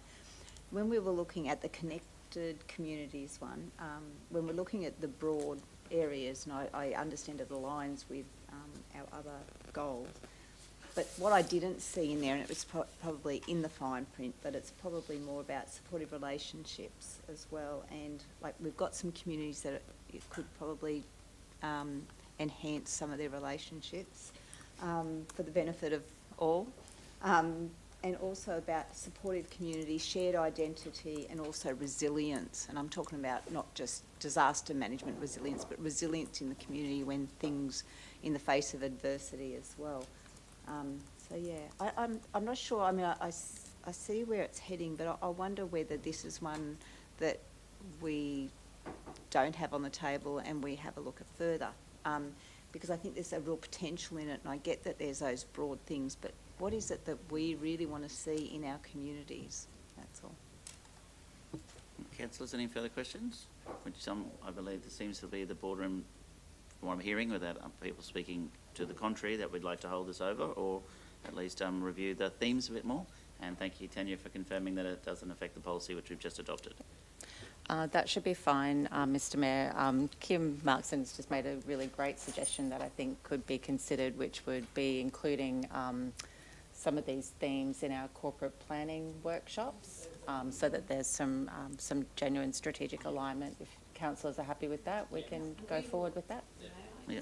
We will also change them every year, I guess, That's too. They're not correct. something that, so the idea is that whatever impact some of these investment pieces will have, they will be double, triple, quadruple, because we're doing something at the same time. So Yeah, very good point, Deputy Mayor. We're intending to bring this report during budget time, so we can have these discussions as part of our budget conversations. We're just a little bit off timing with the policy, so. Lisa? So just a clarification question. There were some options in the report. One is just to retain the existing themes. I'm just conscious of the timing and our ability to release guidelines and programs to allow community to apply and us to expend the fund this financial year. So I'm not sure if you have any feedback on that or what implications might be if the intent is to have a holdover conversation and to continue working on the themes, whether that's going to impact on the delivery of the programs this year. That was the point I made reference to, was that this actually came out of the workshop discussions. This came out of our budget cycle. If we're not endorsing these today and we're wanting to go off and do everything or open up a whole lot of level of latitude, that horse is bolted, because we've already done that. If you want to hold off now, then we're holding off on our community. If you want to encourage them to be entrepreneurial or innovative or do everything as you are indicating, then perhaps a resolution effectively says that we don't have any at all and people can just apply for anything and everything in going forward. But I would be totally opposed right now, as we sit here in August. There are community organisations out there that are wanting to be proactive, and they are regular recipients for all the right reasons, and they have their projects right before them now.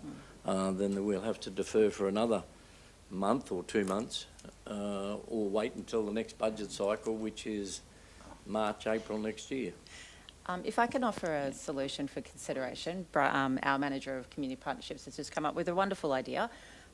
Would councillors be comfortable adopting the themes that are in the report today for round 1? And that would allow us to execute the policy as is with the themes that are in your report today. That will also allow us to have a conversation in our corporate planning workshops for round 2. Yeah. Yep. Councillor Wagner? I actually like the idea of moving option 3, just keeping it. For me, those wording are probably better than the ones that are the existing ones that say the same thing. Okay. Now, we have a very special guest in the gallery who has just arrived, so I'm either going to hold this over or wrap it up very shortly. And we can hold it over, as in hold it over after morning tea. So if we can't move forward shortly, councillors, I'd like to propose either option 3, option 1, or we hold it over till after morning tea. Thoughts? Are you moving option 3? I'd like to move option 3. I'm happy to second Option 3? and we And can councillors see option 3? We'll give you time to make sure you're up with, which is retain the existing category themes. For They just are round from- 1? They're from our community development strategy, so Yeah. that's fine. That's fine. And just for round 1? For round 1, we retain we accept option 3, which is retaining the existing themes for round 1. I have a mover in Councillor Wagner and a seconder in Councillor Muscat. Any further questions or discussions? Put the motion, all in favour. Motion is carried. Thank you, councillors. I'd now like to welcome Lieutenant Thank Colonel you. Bernie Cronin, who has been heavily involved in Talisman Sabre, who has a presentation he'd like to present to council. Thank you, Mr Mayor. Thank you very much. On behalf of the Director of the Exercise, Brigadier Damien Hill, and the entire ADF, no matter which service you're in, I'd just like to thank the council and all the members of your fantastic show and the support that they've shown Talisman Sabre 25 as they have in previous years.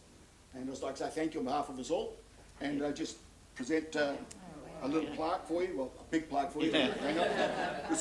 There's some coins at the bottom. There's some Navy ones in particular because Navy has a bigger input in your area than does in a lot of others. Yeah.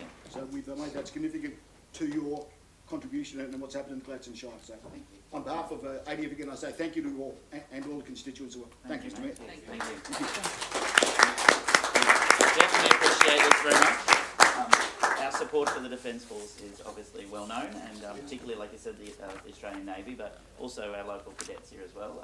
They've done a fantastic job, and I know that you use their facilities there and also on Curtis Island. And our Central to Defence for Central Queensland is very important, and we want to make sure that any Navy vessels that are sailing in the East Coast, that they stop in Gladstone anytime. They're always most welcome. But we thank you for this, and please, we'll break now and join us for morning tea. I'd love to. Thank you very much. Thank you. All right, Deputy Mayor, do you want to jump in a picture? Can we get a photo with yourself, me and the Deputy? We'll put you in the minute. Okay. Oh, Tim, where do you want us? Grab an end.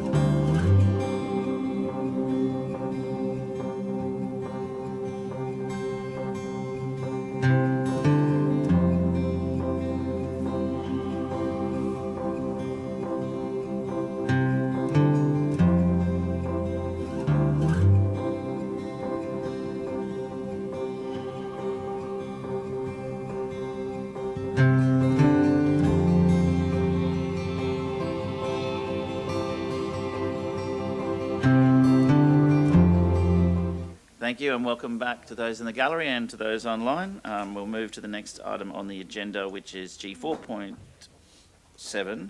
Is that right? Yes, 4.7, Regional Arts Development Fund Terms of Reference Update. Back to you, Kylie. Thank you, Mr Mayor. I've got Felicity Barker here, our Manager of Arts and Entertainment, Welcome, Felicity. who has driven this piece of work for a recent update to the terms of reference for our Regional Arts Development Fund. As you are aware, the Regional Arts Development Fund is a partnership between Arts Queensland and Council. We regularly update the terms of reference to ensure that they are meeting the needs of the committee and council.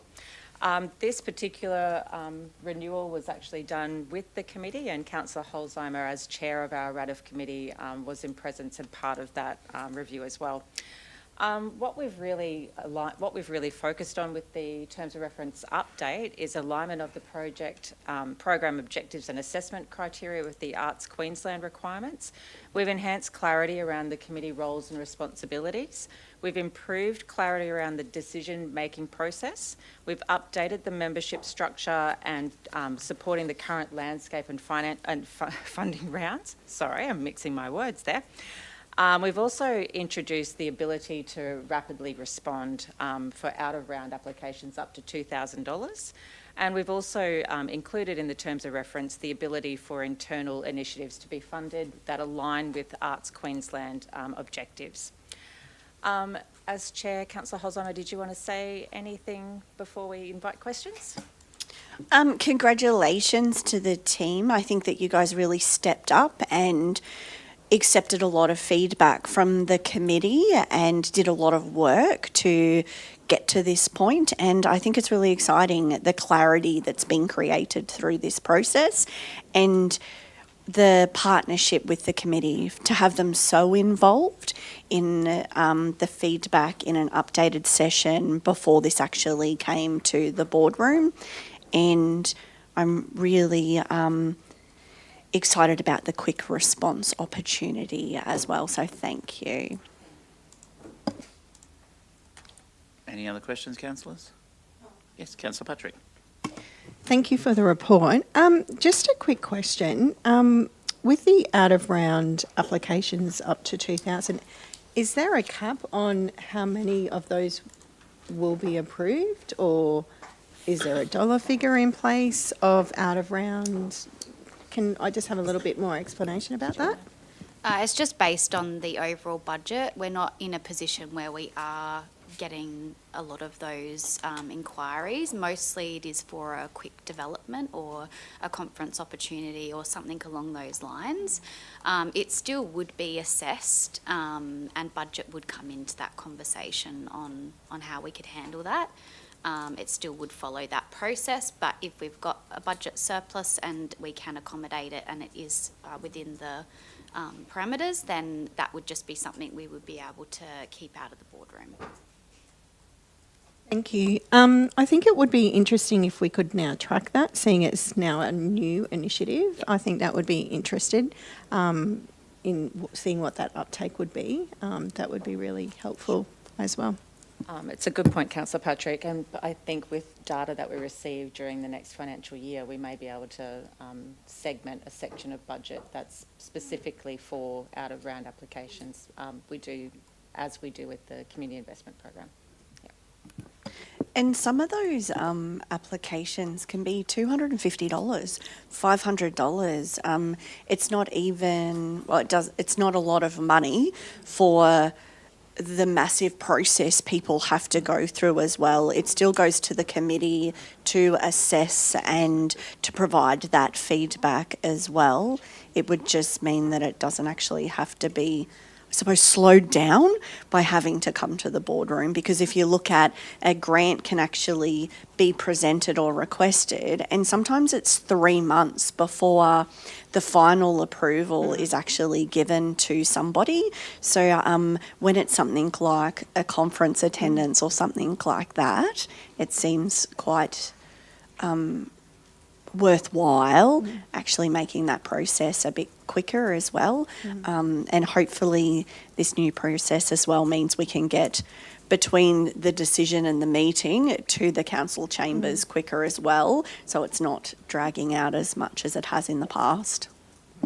Yeah, no, I really, just following on from Councillor Holzheimer, I really like the initiative. I actually think that there will be quite a lot of uptake with this. I could be proven wrong, but I think this is a really great initiative to be introducing. Yeah, thanks. Oh, crikey. This chair's dying. Councillor Cameron? Yeah, thanks. Look, just getting back to those small amounts like $250, $500, they could be directed to a councillor's discretionary fund, couldn't they, quite easily? That would expedite it quickly and move things along, so it might be something to think about in the future. I think mine will be gone really quickly, my fund, just saying. Got to line up. I'm pretty lousy. Mine's not going to be that easy. I'm happy to move. Thank you. Move Councillor Davis, seconded Councillor Muscat. Or any further questions? No? Put the motion. All in favour? That's just carried in. Thank you, Kylie, and thank you, Felicity. We'll now move on to G4.8, which is a lease of Lot 5 RP 61549, and I'll hand over to the Acting General Manager of Assets and Environment, Nels Kloppers. Thank you, Nels. Welcome, Ali, as well.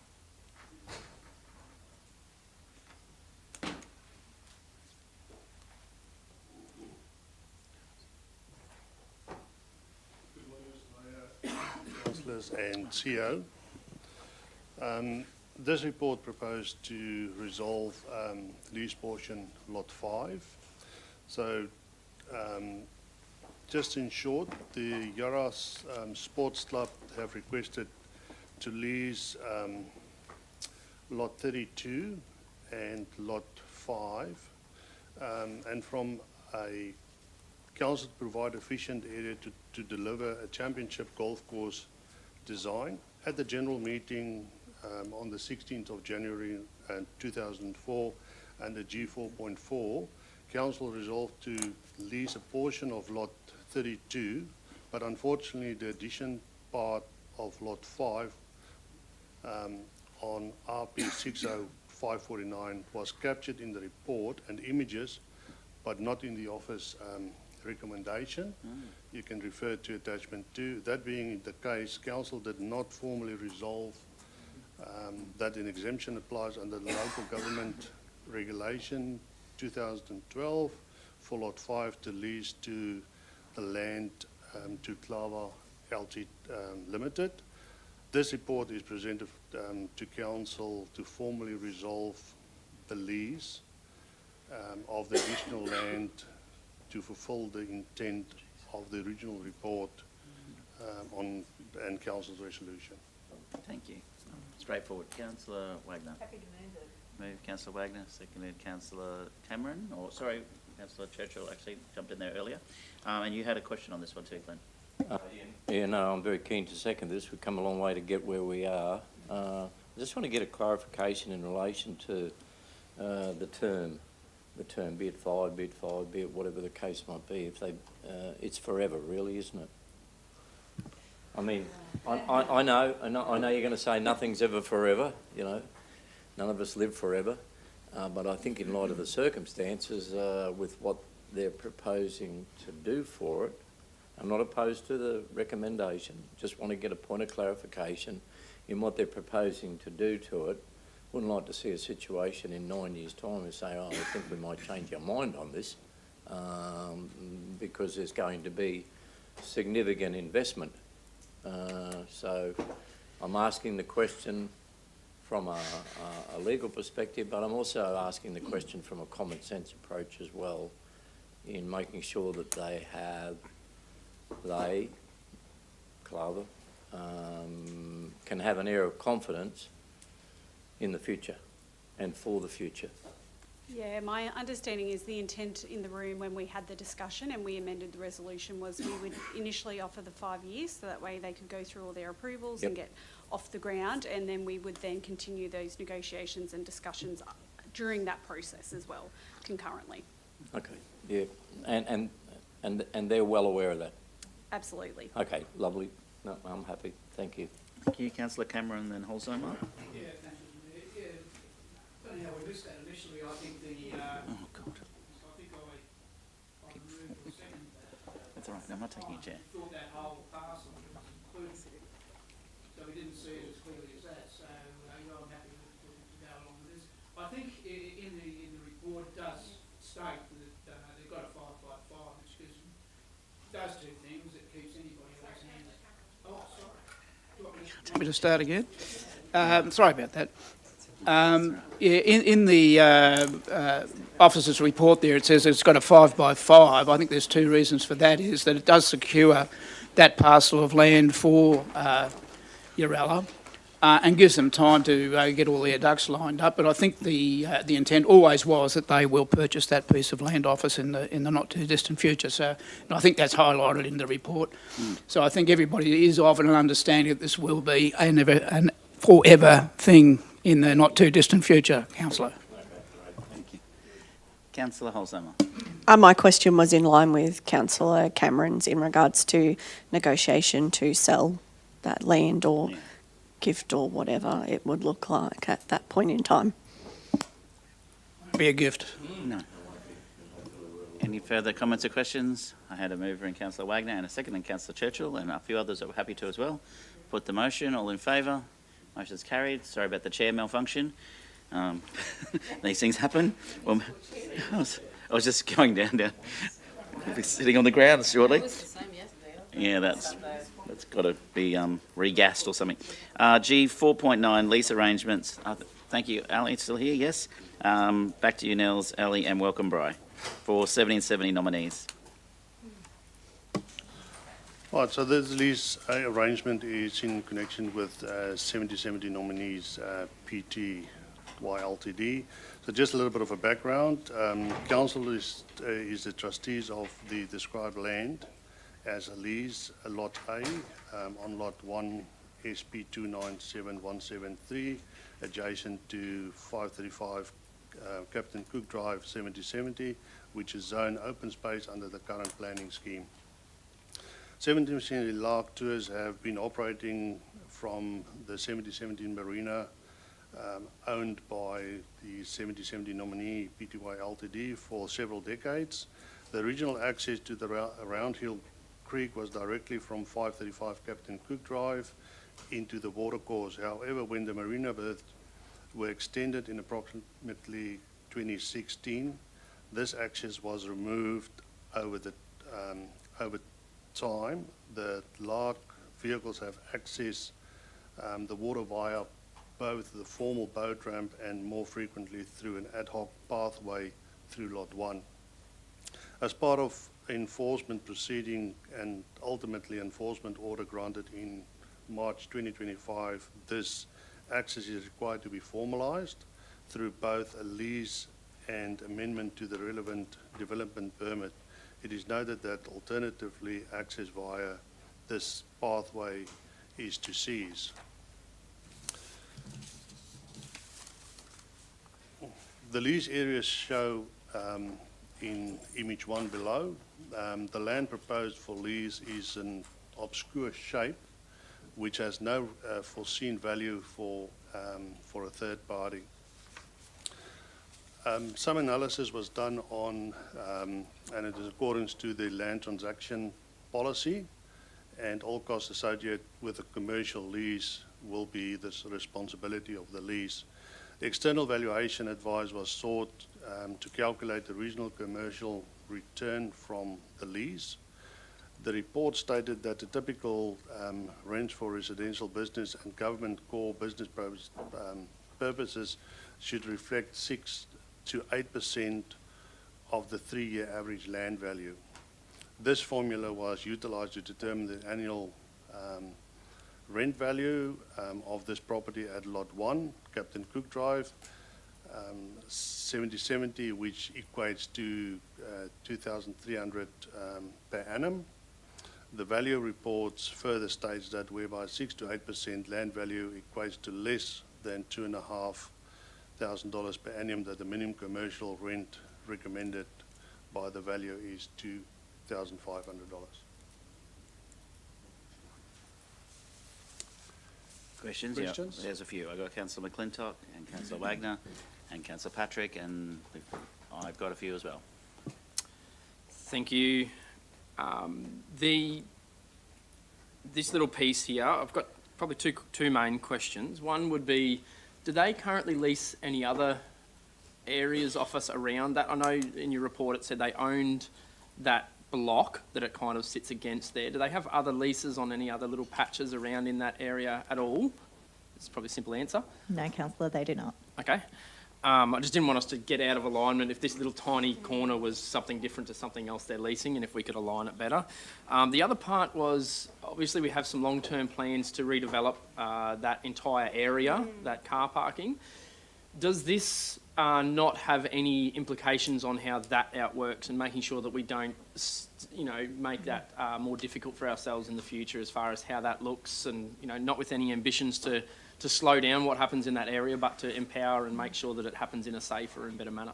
Yeah, very relevant question, councillor. And yes, we've undertaken extensive internal consultation with all of the parties relevant to ensure that it won't interfere with any of those future plans that council has. Look, it is quite an unusual lease and an unusual lease area. It is only to legalise, which has previously been unlawful access to the land, and that's why it's been constrained to that quite obscure shape and size, which is just really the bare minimum that is required to legalise that use and will not interfere with council's future plans. Great, thank you. Councillor Wagner. Yeah, no, thank you. I mean, I think this makes a lot of sense because, the Lark obviously needs it and is using it and injects a lot of revenue into that community. I'm just wondering with that, the boundary of that, the landholder there, is that black line on the immediate left side of the road? Because I'm just wondering if we do this, being down that area recently on the Lark, I'd like to see safety enhanced down there a bit, looking at where it comes in and turns and the whole lot. Is there some way that with this, I'm not even convinced we should be charging them, but for it, because, they need to get down there, but anyway, when they come in, they're going out towards the road and then sort of turning around, and there's a lot of foot traffic in there. Is there anything that we can do as part of this to work with those people to help make it a bit safer? We could look to condition the lease on some additional requirements. At this point in time, the lease is only conditioned on the fact that the Lark continues to operate, and that is the only reason why the lease is being granted, is to provide that access. Just to clarify as well, so previously the Lark didn't have to used to come onto council land to access. It did actually use its own land. So this has only been since the marina expansion that they've started using the reserve land. I just wonder though, is it unusual for us to actually have a lease where we are charging them when it, I'm just wondering, look, I have to say, I, on one hand, I know that as a business, we can't just give land to people, but giving the history and the, I suppose, the input of this particular business to the community, and it's historical. Anyway. Totally different and relevant issue. Okay. We can't discuss that other issue. Mention This is about the Lark today. There's two reasons. One is our land transaction policy, but also in the exemption to dispose of this lease to this person, it's a requirement under legislation that it's got to be market value. So there are two pieces of policy of legislation that bind us. No worries. But on that though, we don't have to charge the maximum just because it was recommended by the valuers that you have to charge 2.5. I'd like to find out the formula. Sorry, I know that Councillor Patrick was next, but while we were talking funding, it's a very little crappy. It's a little piece of land and if you stated, the Lark history in 1770 is the reason that helped the community grow over the years. It's helped build the tourism economy in the community, and the success of the Lark is very much the success of 1770. So 6 to 8% of the 3-year average land value. Did you go to 6 or 8? So 6 comes in at roughly 1,800 and 8% brings it up to the 2,300. The valuer's report, though, recommends anything less than 2,500 should be charged at the 2,500 to cover essentially council's administration costs in managing the lease. Yeah, it's a shame that we've got to charge this business at least $1,800 to cover our own administration costs. I think I think it should be the minimum of 1,800 when you have a look at the block of land, but hold that thought. Because if by law we have to charge them a lease, and I get that, we have to charge a rate, it says between 6 and 8%, and just because a valuer, God bless them, recommends we charge more, that's a decision for the boardroom. Councillor Patrick. Thank you, Mr Mayor. Councillor McClintock has touched on what I was going to ask, and basically it was about Council's current planning scheme and the long-term use of the land and how that fits in with our strategy and with 1770. Just also a quick question, and I'm not sure whether this is relevant or not, but what environmental considerations have been used, if that's even applicable with this lease? So our environmental team have been part of the internal consultations for the portion of the land that we're actually leasing. There was no concerns. There are other requirements under development applications for the access to water though. Great, thank you. Thank you. Councillor Davis. Thank you. I'm not sure, but on the map that you've provided, there's another little square over the other side. Is that just, that's nothing to do with this, is it? It's just across from, if you go across, no, the other way? In the tree? Yeah, over the other side. Scroll up. Keep going. There. Is that just something that's been, see the little blue square towards the front on the beach there? That's nothing to do with this, is That's it? of no relevance to this matter, no. It's just, yeah, I was just double checking. Thank you. Any further questions? Councillor Wagner. How can I move that we charge the 6% rather than the 8%? I'll accept that recommendation from the Chair. If Councillor Wagner would like to accept the officer's recommendation with the amendment to point C, that the rent be the 6% of the valuation over 3 years of $1,800. Do I have a seconder? Thank you, Councillor Cameron. Is there any further discussion? Mayor, if I could just make it known that the local government regulations does state that the value applied by a registered valuer in a report is evidence of the market value. So I think that you would probably just want to include in that resolution that you believe that the 6% is reflective of market value, to make it clear that you're applying market value to that lease. Yeah, which is, which we accept the officer's recommendation with the rental in B up there, it says now, to be $1,800. Or whatever it works out to be. Which is 6% of the market value. As per recommendations it's from just, the... Yeah. It makes no difference. Just because our officers recommend the maximum, the boardroom can accept the 6. It's just that the valuer in the valuation report has recommended 6 to 8. 2,500 be the the appropriate market value. No, they've recommended 6 to 8% and then said, but, you know, cover your costs and all the rest of it, $2,500. If it's cost us $2,500 to implement the administration of that receipt of that lease of land, we're doing something wrong in our administration. Just so long as you're aware of the legislation.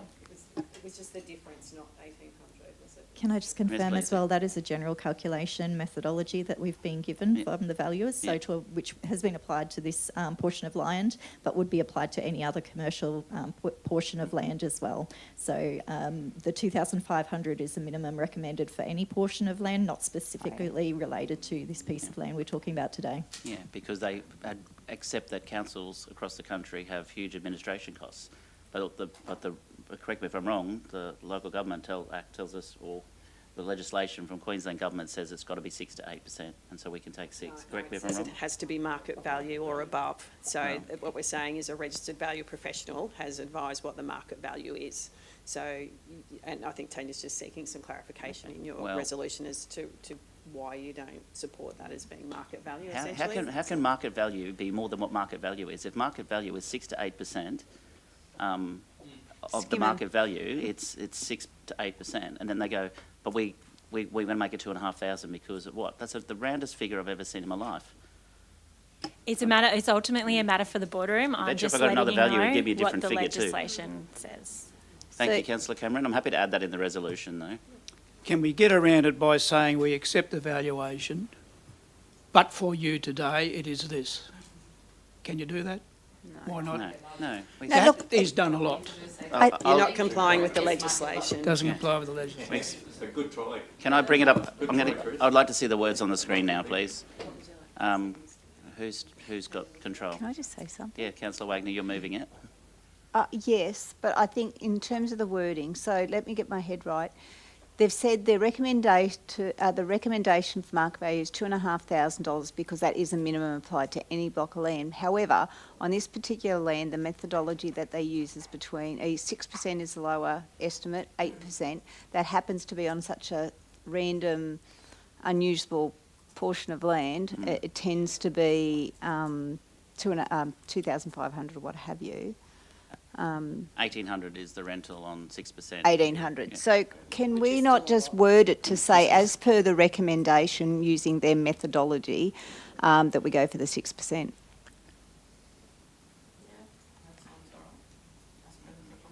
Yeah. The recommendation is not. You can. I guess another way of looking at it is the valuer has used a methodology that has contributed to them arriving at a value. So yeah, you can say that you want to extrapolate some of the workings of that to develop what you think that rent is. But I think it would be, I guess it's a bit like telling an engineer, we've pulled out some of your workings and we think this is the right way. Just in terms of the valuer's valuation has been based on potentially other information that we're not discussing today as well. So in fairness to them, perhaps it's just what we appreciate the range that's been provided in the workings of it, and we've arrived to go at the bottom end. Potentially, I don't know what the words are, but I'd just be a little bit cautious about, based on one paragraph and not having the valuation report in front I think of we us, need, extrapolate. I think we need to word that appropriately, and I think whatever has happened in the past, I think we need to just distance that and just have a look. If you were leasing that block of land, like that area, one is no one would lease it there. If you've ever been there, it's just an access down onto the beach. It's half sand, half rock and rubble, and it's not really useful. Potentially, Councillor Wagner, if you look at the value that that piece of land offers to the commercial business, without that lease, the commercial business doesn't have an access to there. So therein lies the value. Even though it's an obscure parcel, it does provide a commercial benefit to the lessee. Yeah. I know that, but I mean, obviously they wouldn't want that land if it wasn't a benefit, and they had alternatives previously, and I think... Yeah. I've got a few councillors that want to speak. Okay. I just want to put the wording up there first for this bit. Rental 1,800 for the first year, increasing for 3% annually. Can we say based on the 6%, what was it? Is it increasing 3% annually, or is it just increasing according to CPI? I'd go 3%. You don't want to put them CPI. It could be 7% one year. They're better off knowing what that is going to be rather than saying, oh, CPI this year's up 15%, and our guy, yeah. Where were the words in the report that actually say that? Can we cut and paste them, please? Where are we at? Can you see in the report where it actually refers to the officer's recommendation in there? It says...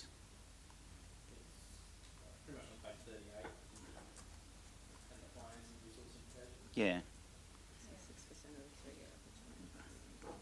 To reflect 6% of the 3-year average land value as present, as per...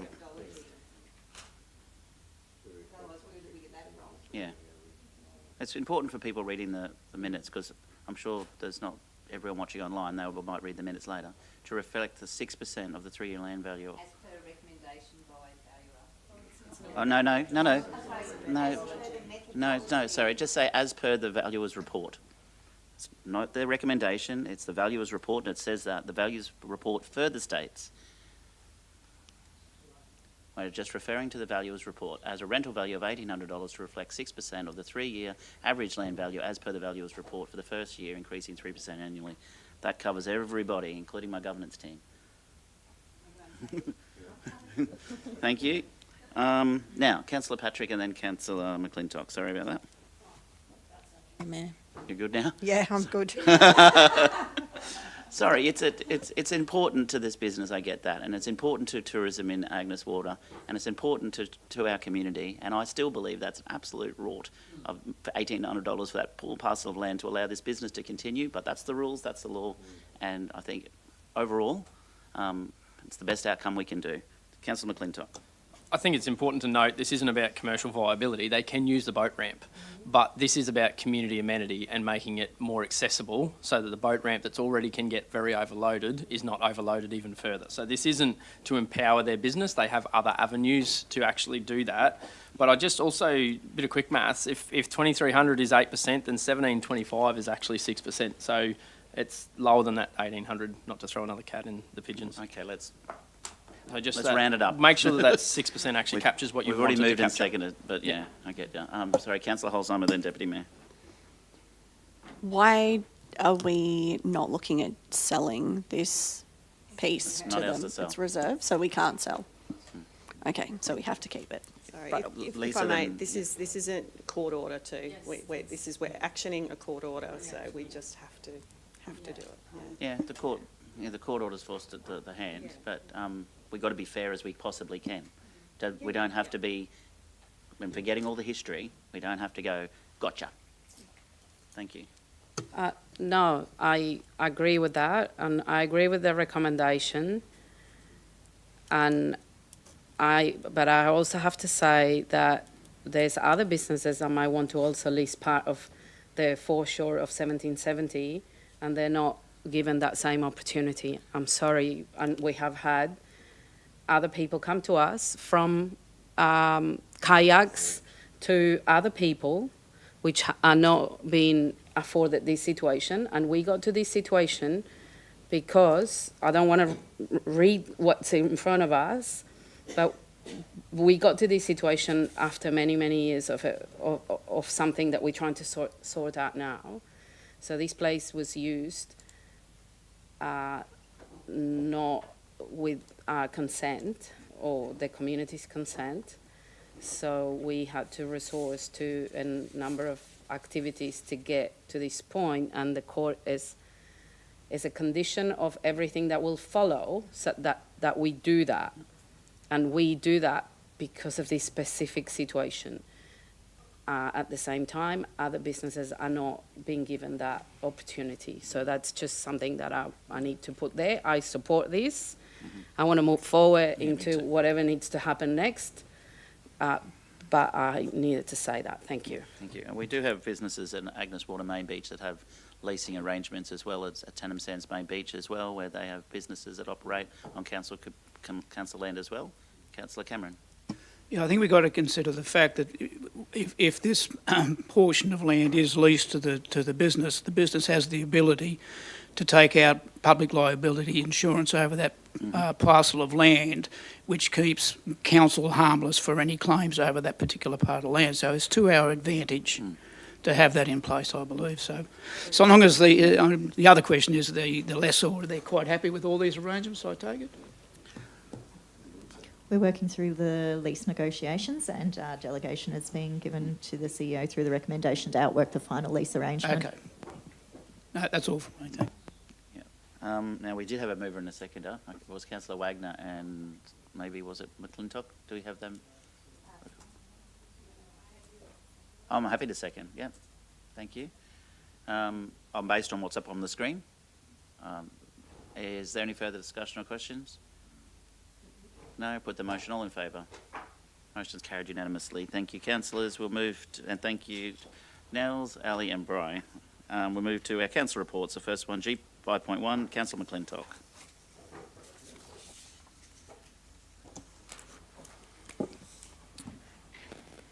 Thank you very much. This is just a report from a recent TAG meeting that we were in. Myself and Councillor Wagner are the council representatives in the Traffic and Environment Group. This is a group that incorporates a number of different, services. There's TMR are a part of that conversation, as well as QPS, as well as our GRC officers and engineers, trying to ensure that when we're having discussions around the functionality of our transport network, that it works across all of those different areas. Some things are a policing matter, some things are obviously a traffic, as far as TMR, the Transport Department, and then yet other things fit under our council remit. So having all of those three in the one room to be able to discuss some of these issues that come up makes a really functional way for us to actually move forward. Just a couple of things that did come up in the last one that I think are really worth mentioning was where this got brought forwards, and I'll hand to Councillor Wagner in just a moment, but the one in particular I wanted to speak to was Holland Street. The item that we discussed around Holland Street, if you don't know where that is, it's just up from what was the mall, now called something else. It's had a few different name changes. Off the side Centre Plaza. Gladstone Central Plaza, just off the side of Phillip Centre Street. Plaza, yeah. And the concerns there for many, many years that have been around the amount of traffic utilising that access road. At peak times in particular, across through that as a bit of a rat run or a bit of an avoidance to the main thoroughfare. And a flat top hump was installed back a couple of years ago or last year, but it hasn't really made as big an impact as we wanted to have. So there's still around 2,000 vehicles being utilised along that Holland Street at peak, which is more than double the volume that we would hope for a road that's in that category. So we are now, just for the sake of community, and I think this isn't just about the residents, because obviously of that particular street, a lot of people across the entire community are utilising that, and I understand why as far as the other avenues of getting around that area, but it is having some very big safety concerns, some considerations around how that outworks and the amount of room on that street to safely navigate for pedestrians, road users and residents is definitely something that we are now trying to come up with a plausible solution to, that doesn't just push the problem elsewhere and make other problems that we have to overcome as well. So we have got a expert consultant in to actually identify and map some of those repercussions of whatever choices, not excluding even options to potentially restrict access to some parts of that road and how that works. So just a bit of a wider understanding of that area there and making sure that we're all looking after the community in a really good way. Councillor Wagner, would you like to add anything else on there too? Yeah, thanks, Councillor McClintock. These are really, really important meetings. It's great to be able to network with our police and Department of Transport on this as well, and there's been lots of real great things to come out of it, so it is a really good relationship. The one in the report, you'll notice there's one at the intersection of Gundoon and Rosebery intersection in the CBD. It had been the subject of some complaints and concerns about visibility to the intersection and a stop sign, and also the way in which pedestrians accessed that. So after a fair bit of investigation by our engineers and others and discussions, it's not the first time this has been raised, and there was also consideration of the gardens and vegetation in that area too, and the also the access, I suppose the safety and confusion that's generated coming down Rosebery Street as well, Rosebery? And Gundoon, yeah.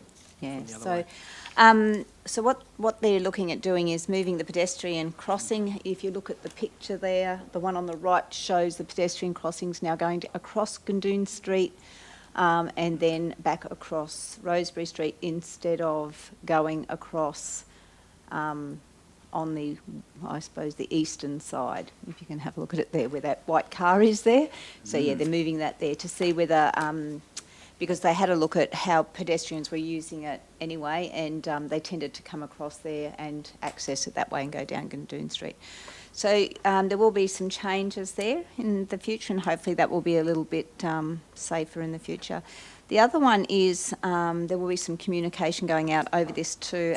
There's been a bit of concern with the crossing near the Boyne Island State School on Malpass Street as well. The crossing there gets a fair bit of congestion at times as well. There's a lot of traffic that goes through the high school and what have you at certain times of the day. We're looking at removing a couple of trees along there too, and obviously we'll replant some elsewhere, because there's a lot of noise, what they call noise in that area at the moment, because of the shading that they generate, and also there's one that's right in the view of pedestrians walking across that crossing. The crossing itself probably wouldn't be approved nowadays. It's been there for a long time, but it has been left in there because it's still an important crossing and probably still the best location for pedestrians to get across to the school. So watch this space because there will be some trees removed along there and hopefully that'll improve the safety. That's probably it. Oh, there was also a sign. There was a request for a sign at Riverstone Rise Boulevard. So TMR will be looking at putting in a decent sized sign there so people know what that is. So thank you. Thank you. Councillor Churchill and Holzheimer with questions? Yeah, lovely. Yeah, got a couple that come out of this. Thanks very much, Councillor McClintock, Councillor Wagner. Thank you not only for this report, but thank you for what you do in making sure that we're progressing these types of projects, especially for the benefit and safety of all the users. Just want to touch on, I went and had a look at the intersection there yesterday of Gundoon and Rosebery. So my question appropriately is, have you or will you, in this discussion, having learnt from a previous exercise with Auckland Street relevant to the Central State School, has there been any discussion with the local business traders at that intersection? Or will there be some discussion with the business traders in that, close to that intersection, for some obvious reasons that may already be aware to the committee?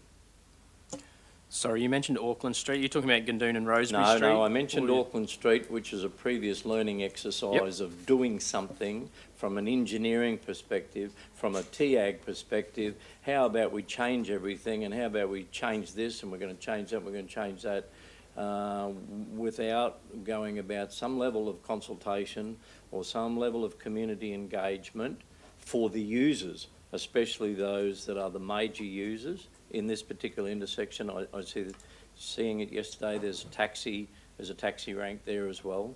So it's a simple question, and hopefully it's a simple answer.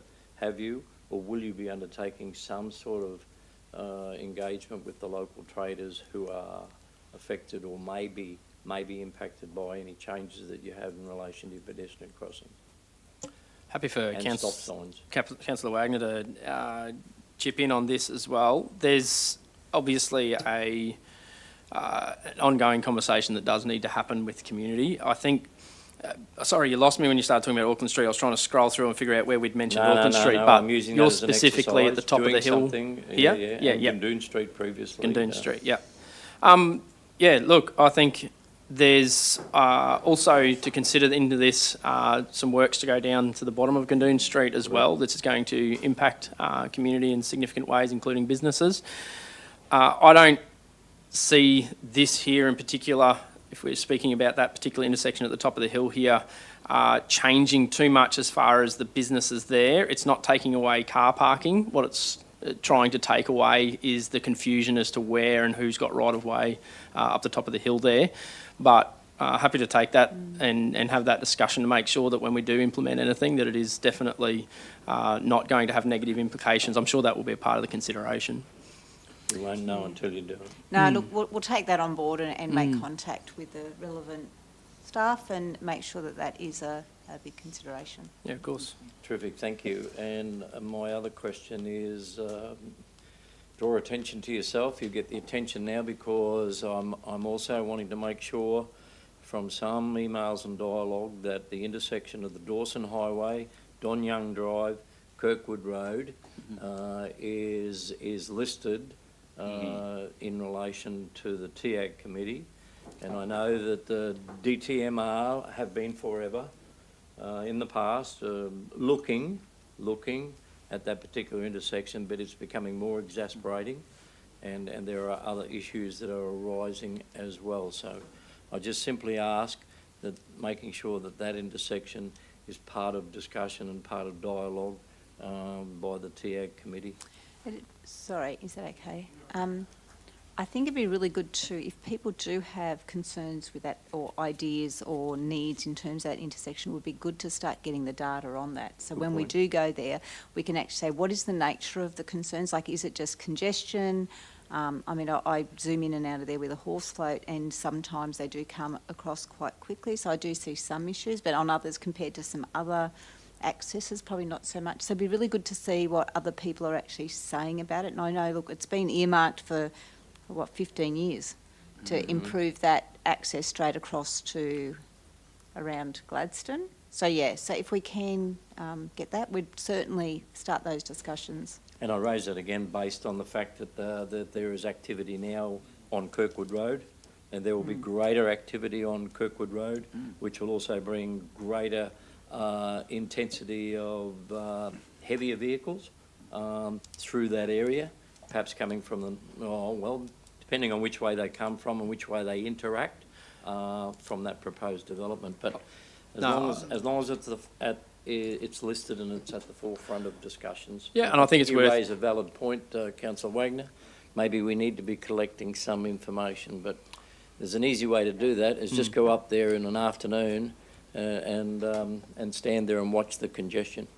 I think it's worth noting too, there's also extra particular activity happening along that Red Rover Road as well, with the industrial estate being furthered along there. That's state land. There's going to be a lot more activity as far as industries through there. So not off the radar by any means. And I think originally it was proposed as an overpass and all sorts of things that were agreements, and there's a lot of history to that intersection, of course. I think it's definitely worth having that conversation now and making sure that we are prepared for whatever is happening at both ends or along both sides of that intersection there. I think it's worth noting too, one of the struggles or the difficulties with any issue that we arise within the TAG environment in particular, often the data or the only data that we have are when things have gone wrong. And it's a really sad way that we actually get funding and things like that, is when things have systematically gone wrong or crashes in that area. So it's very hard to be proactive and attract funding without having incidences or problems. That's okay, except that the police are really only reporting, in particular QPS, major incidences now, and near misses and things like that are actually being missed in some of that data. So I think it really is worth what Councillor Wagner has pointed out, community and moments or concerns that you've had in particular in areas like that you actually do send them through and make sure that we are aware of things that are happening, so we don't have to wait for injuries and incidences that are catastrophic for us to actually be able to do something. I appreciate that. And as my final comment, I know the General Manager, Mark Francis, who is also Chair of the TAG group, has been doing everything he possibly can, but the issue is, as you clearly indicated, an overpass or a roundabout or traffic lights or calming. I'm not exactly sure what the outcome's going to be, but I just hope that we don't end up with a serious incident and a tragedy unnecessarily based on waiting for the design engineers from DTMR. Thank Absolutely. You. Yeah. To honour a commitment they made when Kirkwood Road was constructed. Absolutely. I think we have short memories. You've got to change of players too. Yeah, that's right. Well, they keep moving everyone around in Rockhampton. Anyway, Councillor Holsheimer.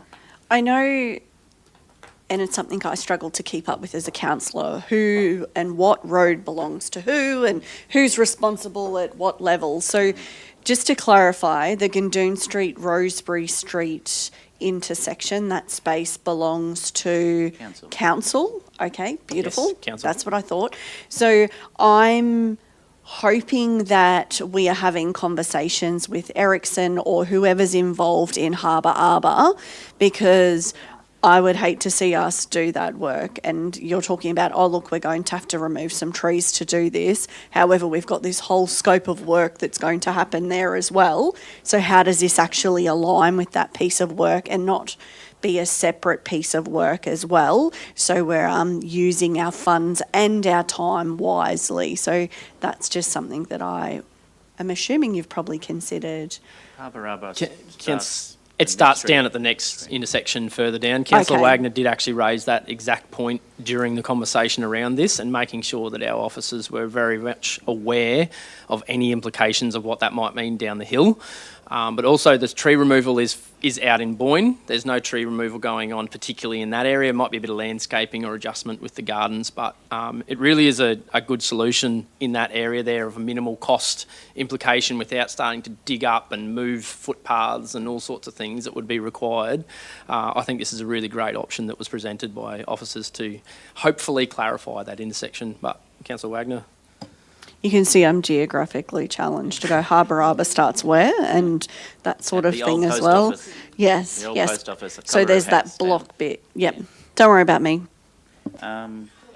Any further questions or comments? Great report. Thank you to both of you. Do we need to move it? Sorry. Oh, recommendation back there. Can someone move that? Thank you. Officers, and because we've been